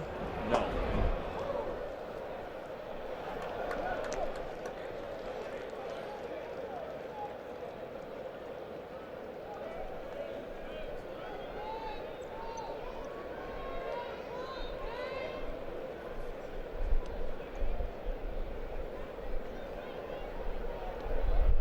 Pence has got a couple of home runs. Had a big one on this road trip against Kershaw in L.A.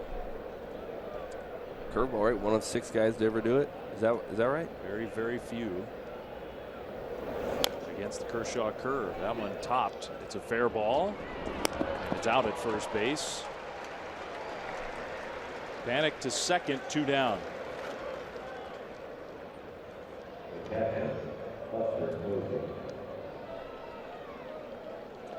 Brandon Hicks is one of the very few. Remember Brandon Hicks, your old teammate?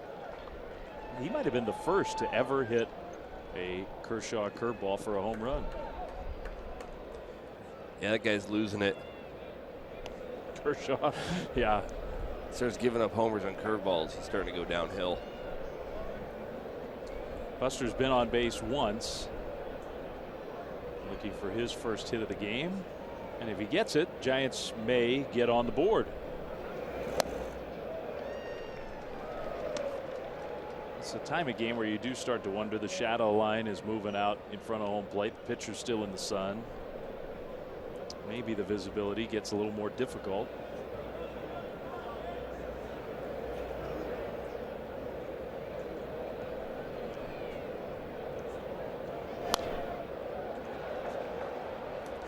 These were the games as a reliever. No one really loves the 4:15 start because, especially on getaway. I mean, if it's not getaway, like whatever, it is what it is. You still have time for dinner if you want, but no one loves that 4:10 getaway.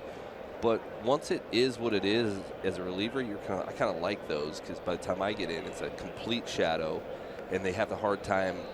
A lot of us are relievers because for a reason we don't do well as a starter, so we're like, hey, I'll do it. I'll take all advantage I can. If I can have a sun issue or a shadow issue or a batting eye issue, I'm taking everything. I need to get 3 outs, and sometimes it's hard to get 3 outs for relievers. Scott Feldman trying to get Posey out here The runner in scoring position. 0-2. Just off the outside. What held you back as a starter? You began your career as a starter. Yeah, I would say pretty much I stunk. Pretty much held me back. It's kind of Some nuanced analysis. 1-2 on the ground to third. Suarez has it, and he throws out Buster. So the Giants get the leadoff bunt hit, but can't score. Middle of the sixth, still 4-0 Reds.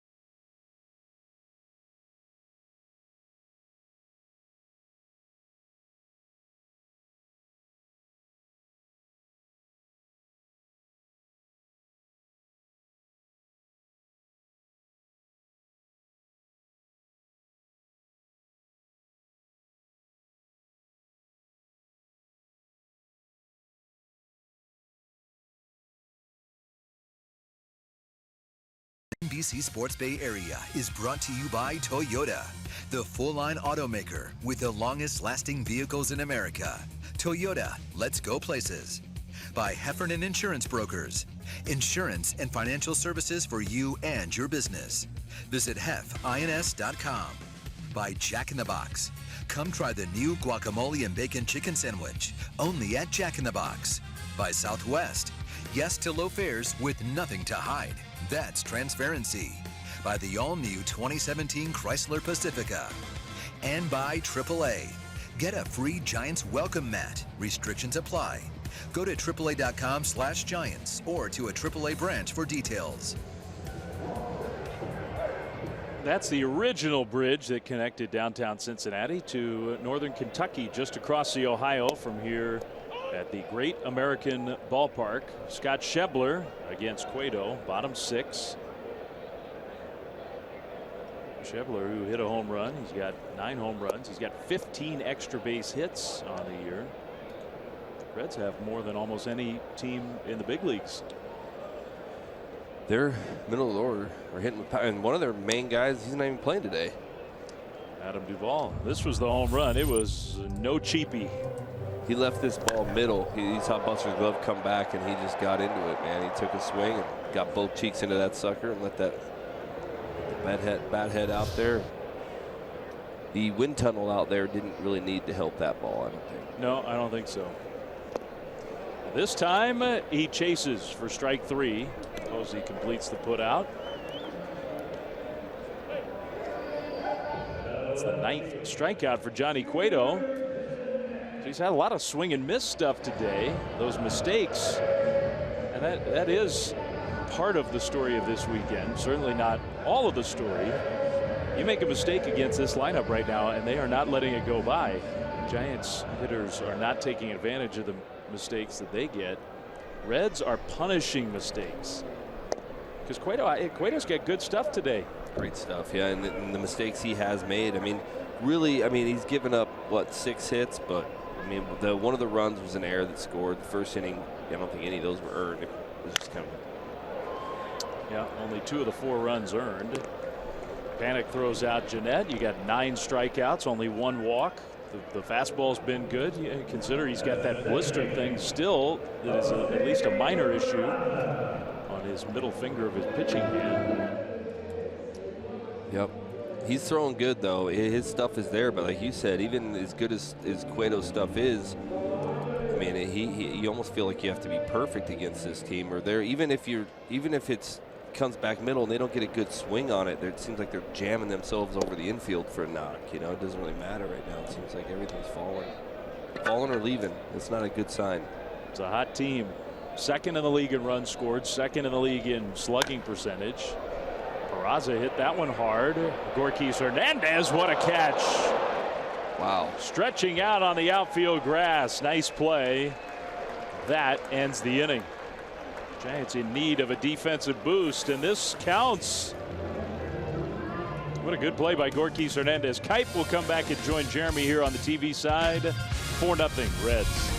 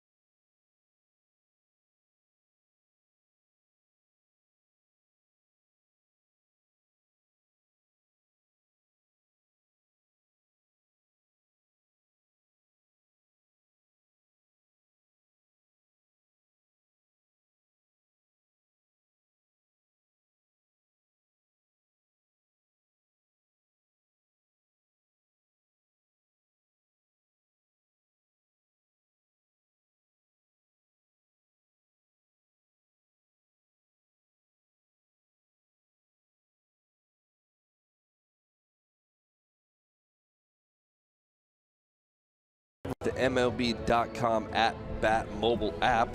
You can stay connected to the game's best players all season long with game day, live game video highlights, radio broadcasts, stats, news, and more. So you can join Kipe and me and download the MLB.com @bat app today. It's your #1 app for live baseball. And speaking of Kipe, Dwayne is back with me in the booth. Absolutely, as Conor Gillespie is going to lead things off. And the pitch. Breaking ball down low. Cueto's pitched pretty good. He has. He just has not got away with any mistake, it seems like. Gillespie is 0 for 2. Flem and I were just talking about it, and I said the problem is you're facing a lineup right now that everything's dropping or leaving, and that's usually not a very fun scenario. Here's the pitch. Gillespie rolls this one foul.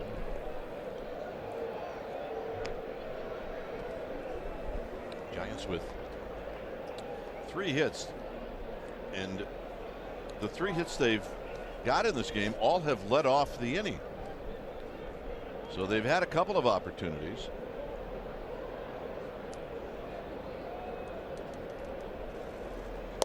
In tight, 2 balls and 1 strike.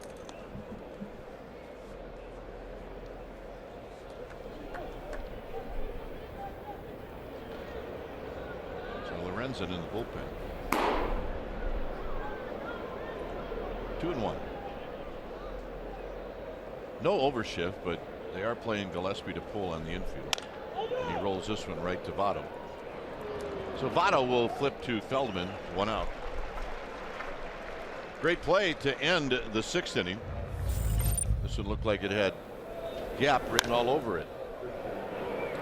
Yeah, this ball here, he made a great diving catch. I mean, it was a shoestring catch, really. It was one of those ones where when he started running, I said the ball's tailing away from him. He's got no shot, and the next thing he great job laying out right there. Good defensive play to help Cueto out. And that's what this defense has been doing a good job today, is they've been helping their pitcher out. Yes, they have. Here's Arroyo. Arroyo rolls this one up the middle, and it'll be Cozart who's going to throw him out. Melvin has kept the Giants off balance, and with 2 outs, the hitter will be Eduardo Nunez.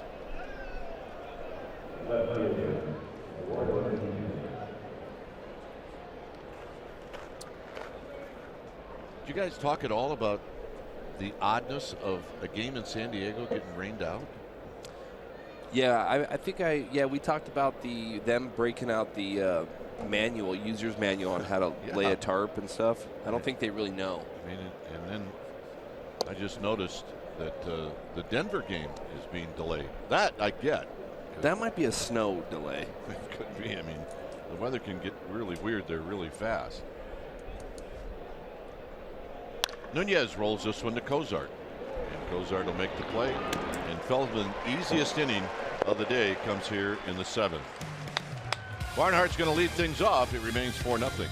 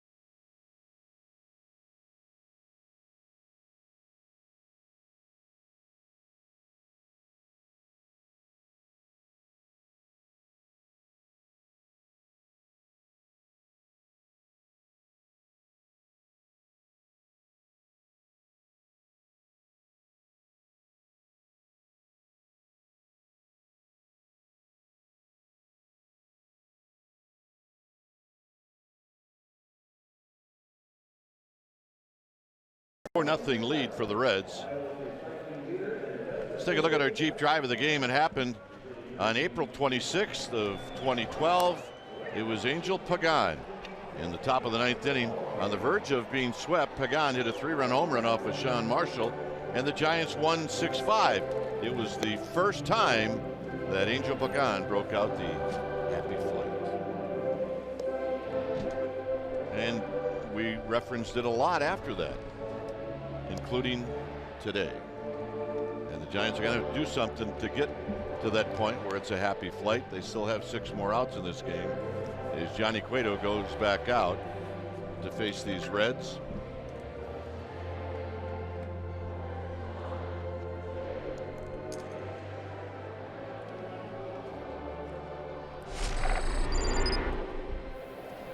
Well, there's your old teammate. What do you think? Yeah, he worked really well. You see he's moving the ball around. He's got late movement. He's kind of executing in. He's throwing the ball good away. He's made a few mistakes, not many. And, you know, the first 2 runs in the first run earned, you know, due to that error. But he's pitched pretty well. I think he's pitched as good as he normally pitches. The blister doesn't seem to be showing much sign of rousing up on him. And I feel like this is your guy out here. You needed a stopper. I understand it's 4-0, but if you look at the last few games, he really is stopping these guys as best as he can, trying to hold this game as close as he can to try to get this offense jumpstart and come back here. I'll say this about him. And you know, look, everybody competes, but he competes. Competes. And he thinks pitching's an art. Like, he likes painting a picture, and I think he likes dealing with different scenarios, different situations, and trying to mess with the hitters. And he's a comfortable guy out there on the mound, but he competes, and he enjoys every aspect of throwing balls and strikes. Here's Barnhart with a swing and a miss. Cueto's got 9 strikeouts.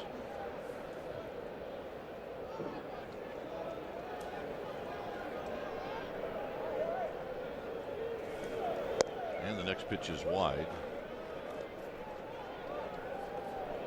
We are in the home half of the 7th.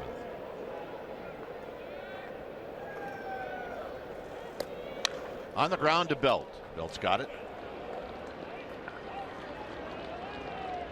So Barnhart retired, and Feldman's going to hit. The thing that makes Cueto good is obviously statistics, but I think one of the things that I don't know if a lot of people understand is it's really hard to throw a quality strike with the timing that's involved to do that with one motion, let alone the 6 that he has. And it's a very, very hard thing to do what he does. And he does it so well. Best in the game, I think. Feldman takes down low.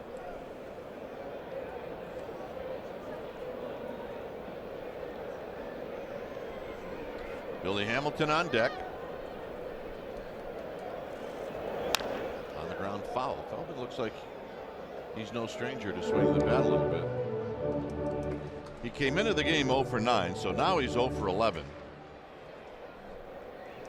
So he doesn't really have an 0 for 11 swing, although that one didn't help my cause. 1 and 2. I was going to say, there's an argument to that right there. That looked like a Dan Runsler swing. 1 ball and 2 strikes.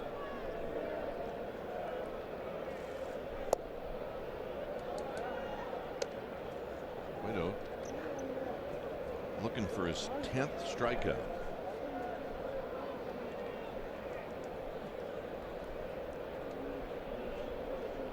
Here it is.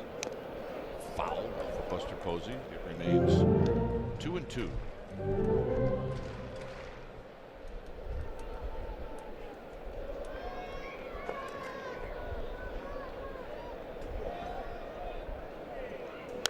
Foul back.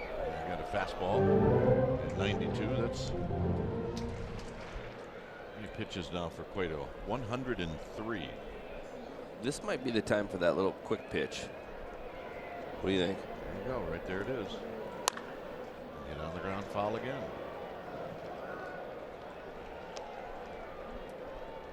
So Feldman putting up a fight.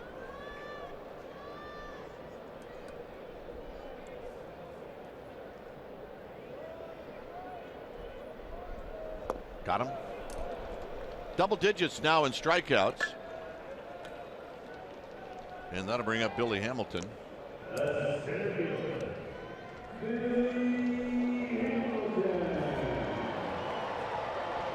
So Hamilton coming up for the 4th time.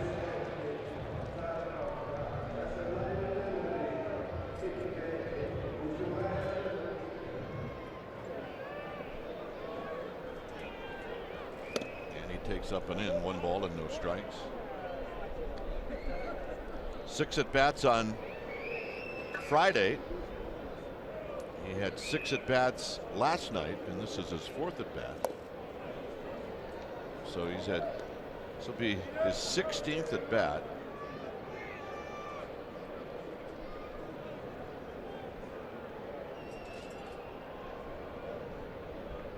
And the 1-1, a swing and a miss, 1 and 2. He was on base 5 times on Friday.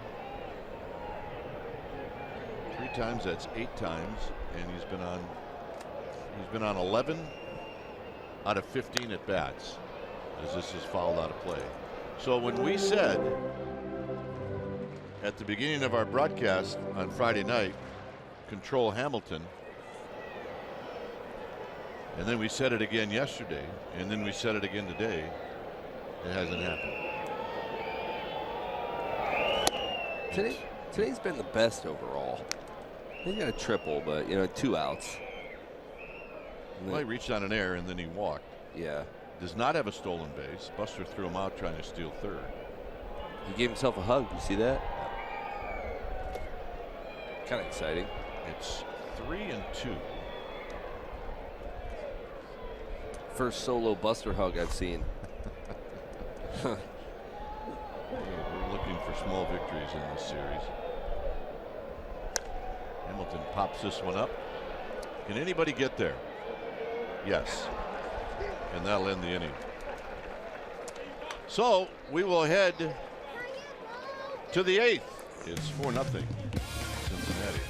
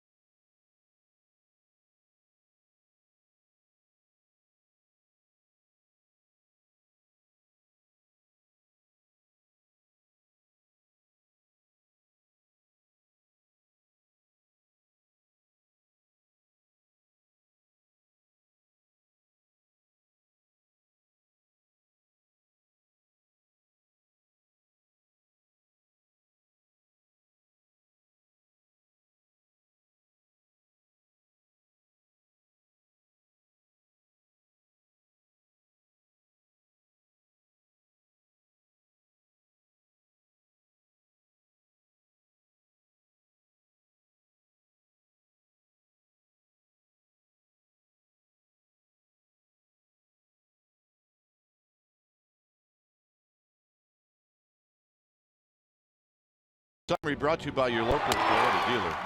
Cueto pitched pretty well, and he struck out 10 in this game, gave up a couple of solo home runs, got kind of nicked around in the first inning. And Feldman, well, he's really kept the Giants down as they've had few opportunities to score. That's our Toyota game summary. And this is Gorky Hernandez who takes a strike.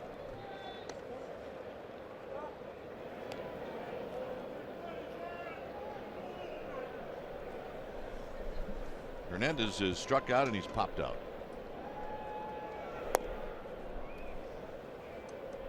So did I say Cueto pitched pretty well today? Yeah, 10 strikeouts. 14th time in his career he's had double digits. 4th time as a Giant. There's a called strike. Michael Morris is on deck. Derek Law is getting loose in the bullpen. Adam Duvall is in left field. So the Giants looking to get something going here in the 8th. They are still in this game. And it's 2-2.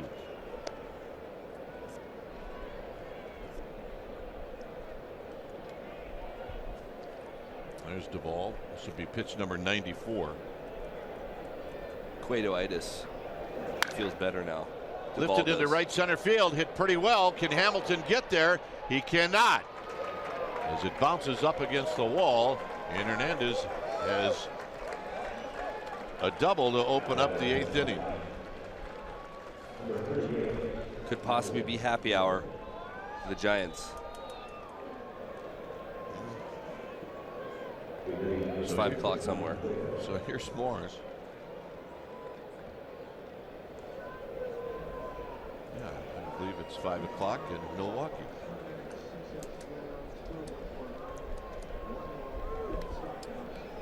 So this is Mac Jenkins, the pitching coach, and a red alert into the Reds bullpen.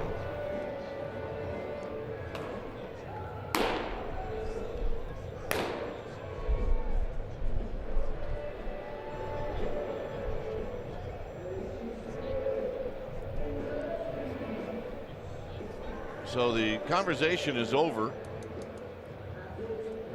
And the hitter will be Michael Morse,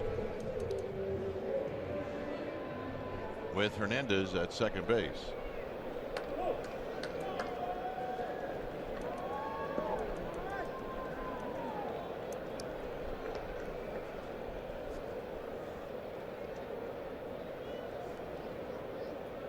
Feldman to Morse.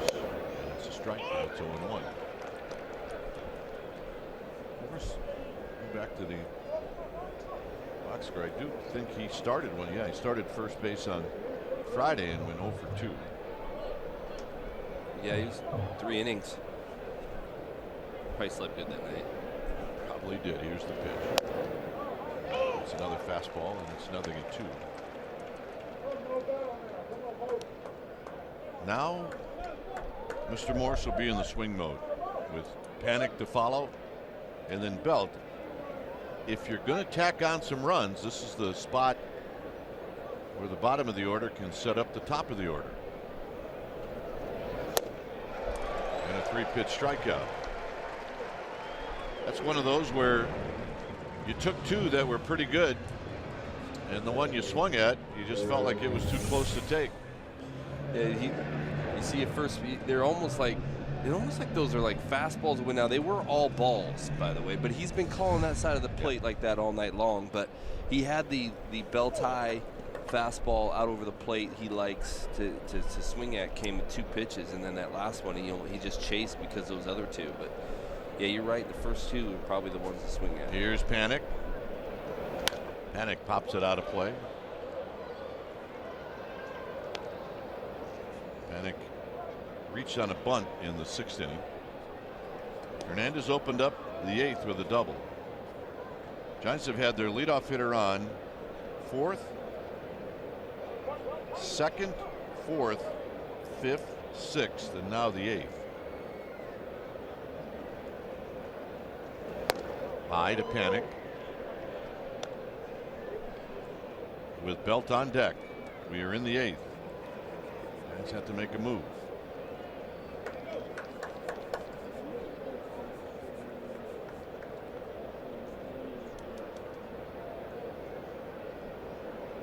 The pitch. Nope. High. 2 balls and 1 strike.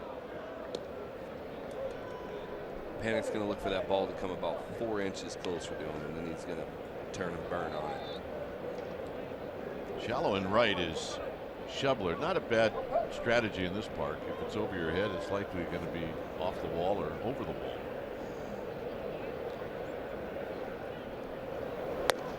Breaking ball 2-2. Feldman's done a good job all game of just kind of picking. Guccione's strike zone's a little bit wider than I think the other 2 guys were, and when he's pitching to that strike zone, he's just staying off the corners a little bit until he doesn't get the call, and he comes back on a little bit more. But he hasn't given the Giants a ton of pitches to swing at. Tap slowly to Votto, and Votto will shovel it to Feldman.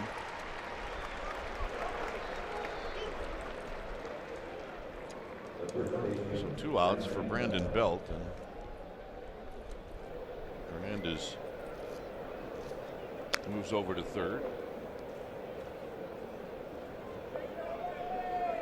But you're right, like you said, if this is the time to do it, this is the time to do it. You're in the right spot.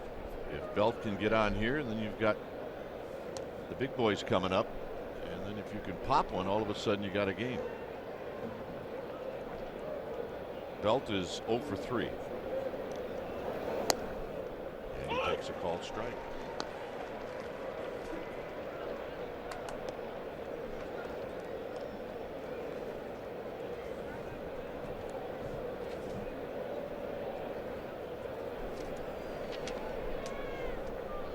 So 0-1 to the Giants' first baseman. The pitch.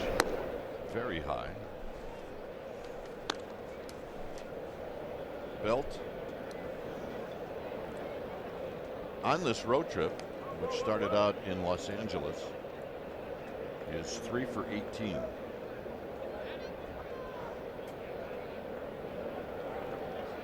Waiting on Feldman. 1-2.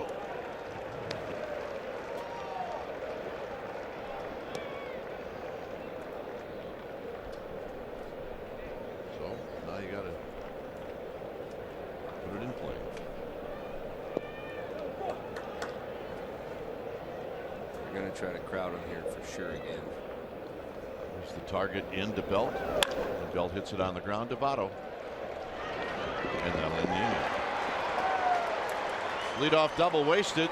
Reds are coming up. It remains 4-0.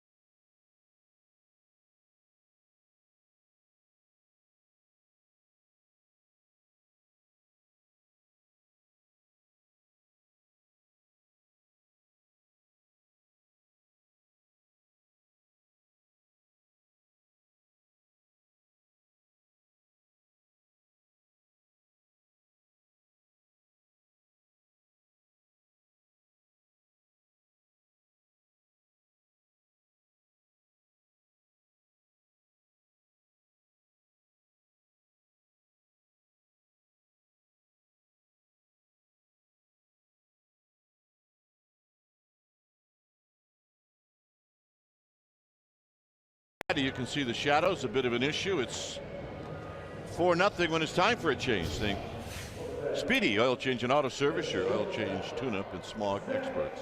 Here's a young man that needs a little work. Yeah, you know what? We haven't seen him lately, but he's done really, really well. His batting average again seems a little high, but I feel like overall he's making the adjustments that he needs to make. He's kind of coming his second time around in the big leagues, and guys are starting to kind of get an understanding of what he's doing. But this is a guy that the Giants are really looking to help them out for a long time late in the game.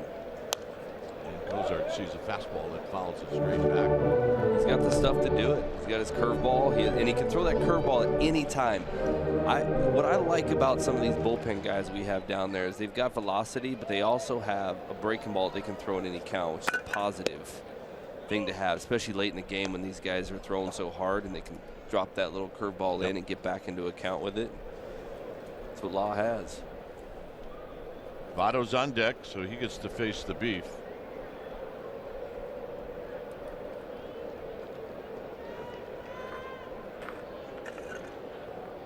And the 0-2.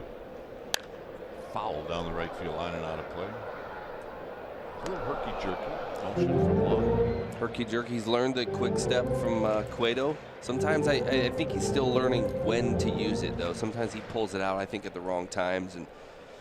But for the most part, he's been learning how to pitch and change speeds with not being a velocity guy, and then being able to change your speeds with your fastball is only a positive. And if he can do it the way Cueto does it, that 95 becomes 100 to these guys sometimes.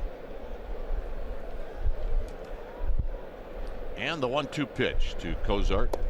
And pretty good take on his part.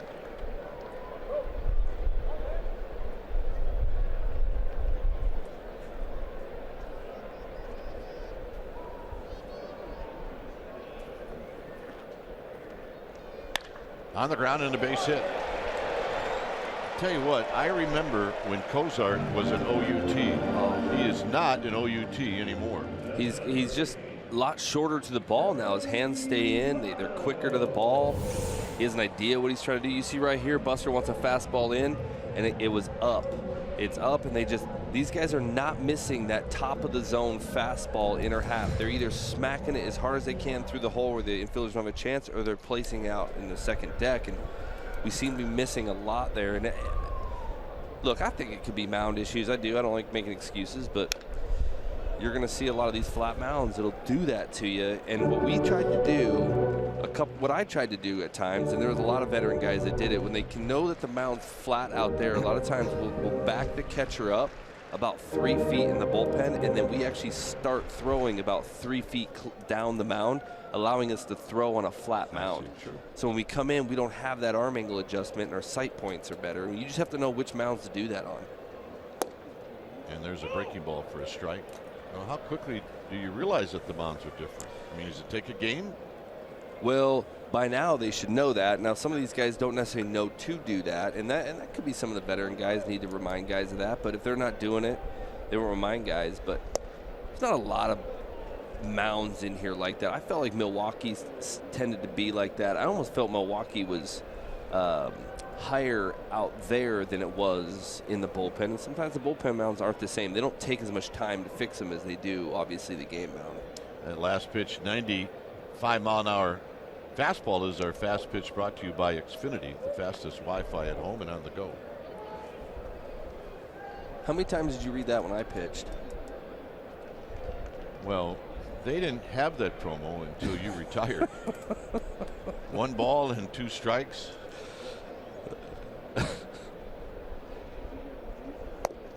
No, Votto's not going to help you out. It's 2-2.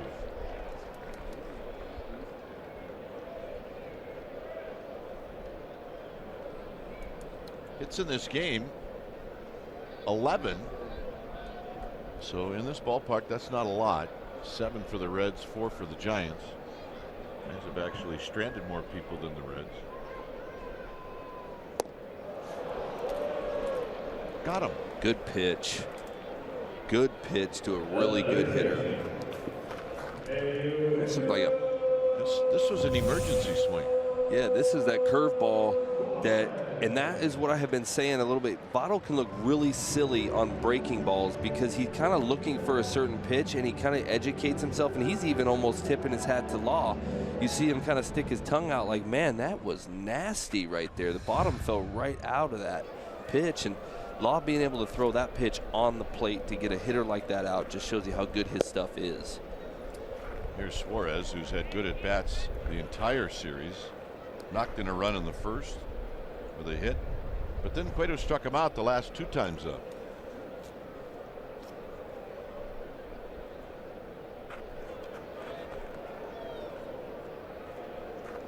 Swing.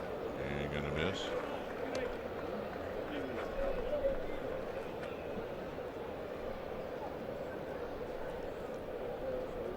And when a hitter swings at a curveball like Votto just did, what he's telling you is your curveball did not decide to break until the last 10 feet before home plate, because they actually have to hit balls out in front of home plate to make contact. So a ball that decides to break that late tells you everything's working on your curveball, and if you're Law, you say, I throw them more often. High and foul and not a play. So it's 1-2, and now he's in a spot where if you'd like to try that curveball again, he can do it.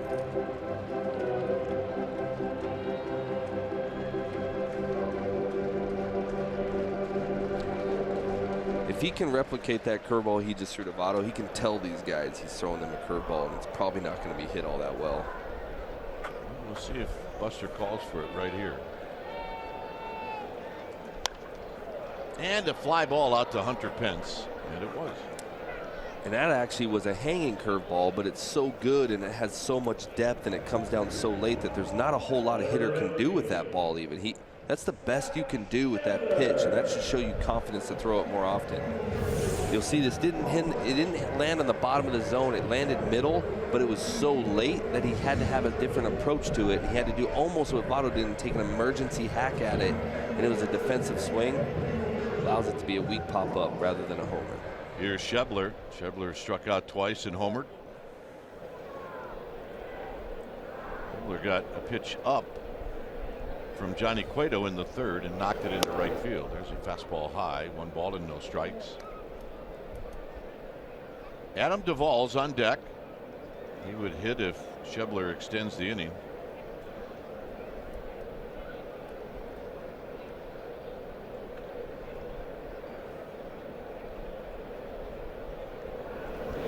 And that got him, so Duvall is going to hit.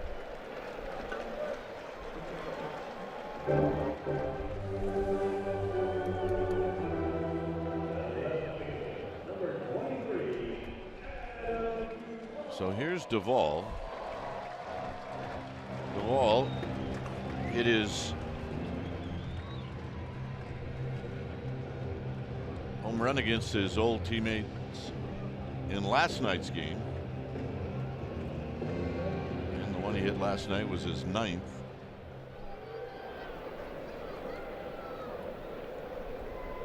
So Cozart at second and Schebler at first. And a high fastball, 1-0. This was the home run.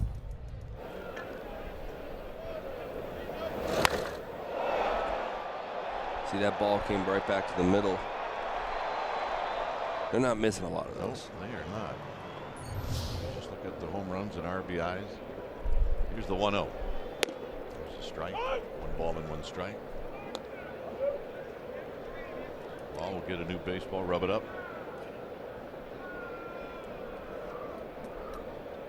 Yankees are coming into town to take on the Reds. It's kind of an odd schedule. The Yankees are only coming in for 2 games. Then on Wednesday, the Reds will fly to San Francisco on their day off. I just think there should be a rule that the home team should always get home before the visiting team gets there. And the Reds are going to go out to San Francisco on a Wednesday night, have a nice dinner, Relax. Giants will be on a plane. Maybe they'll slump in that off day. It's true, man. Maybe that off day will tire them out. 2 balls and 1 strike. And the fastball makes it 2-2. Although things could be worse. The Giants could be playing a night game on Wednesday and then fly home from New York. It's happened to them before. It has happened before. Usually one of those Sunday night games that wear you out. Here's the 2-2. And he struck him out with a challenge fastball, and that'll end the inning. So the Giants, here's their shot. It's Pence, Posey, and Gillespie, and it's 4-0.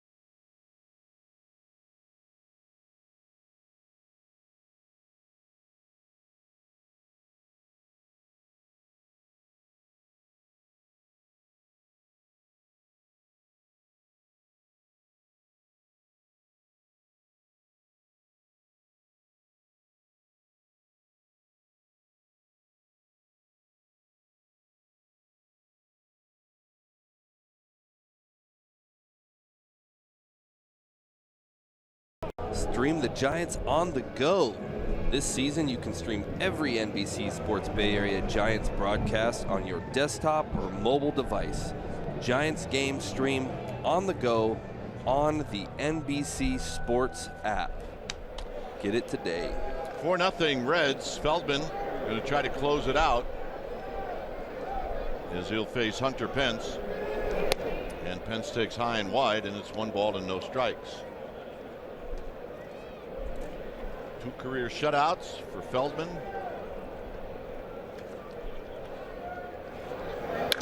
On the ground to second. Retired.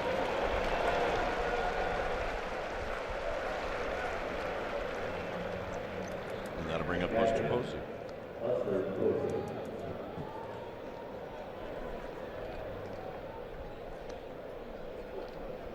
Buster hit by a pitch in the second, then he's popped out and he's bounced out.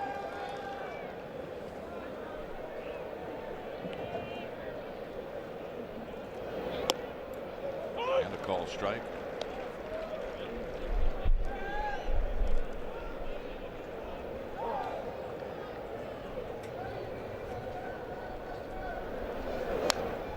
Buster, I think, guessed right and he missed it. It's 0-2. You saw from that reaction, he sat on that pitch and came out of his shoes and missed it.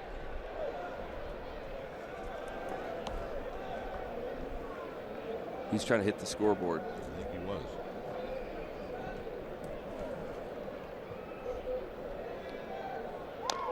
And he got a piece.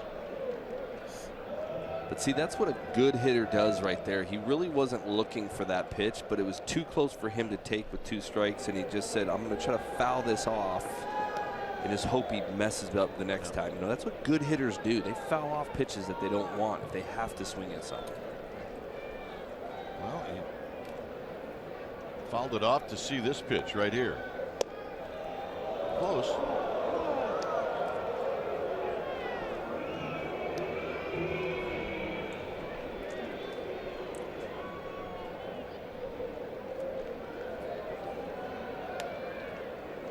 And the 1-2 to Buster Posey.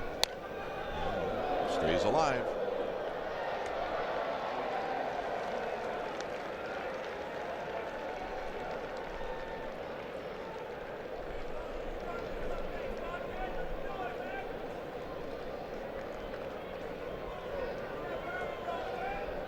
Conor Gillespie on deck. And Feldman to the plate. Mr. Bouncing ball up the middle. Almost hits the bag, and Peraza throws him out. How did that not hit the bag? Actually, it sure looked like it was going to. And only because you've been in a squat for 9 innings did Buster Posey not beat that out.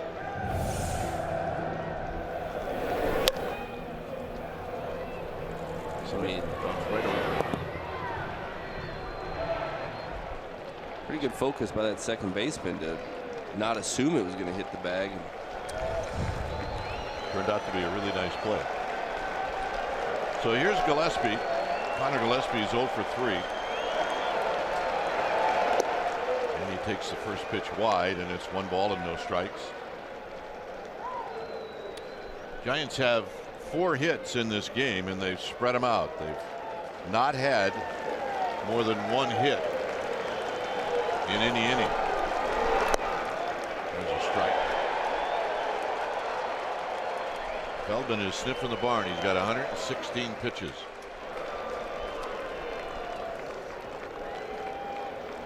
I don't think he'll feel good tomorrow, though. He's over 30, right? Over 30. Check swing, no swing. 2 balls and a strike. Well, if you're Conor Gillespie, your job is get Christian Arroyo another at bat, and then have Arroyo get Nunez an at bat. Play it out. Here's the 2-1 to Gillespie. 2-2.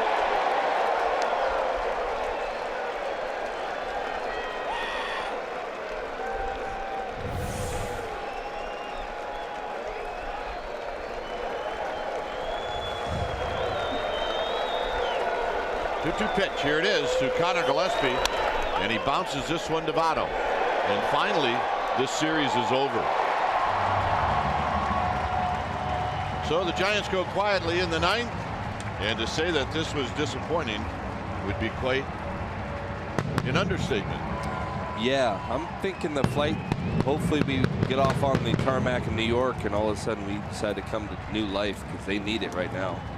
So the Giants come into Cincinnati hoping to at least take 2 out of 3 and maybe do more damage than that. And what happens is they get swept, is they just did not come up with any offense at all. And got beat today. Final score, Reds 4, Giants nothing. Stay tuned. Esurance Giants postgame live. That is going to start right now.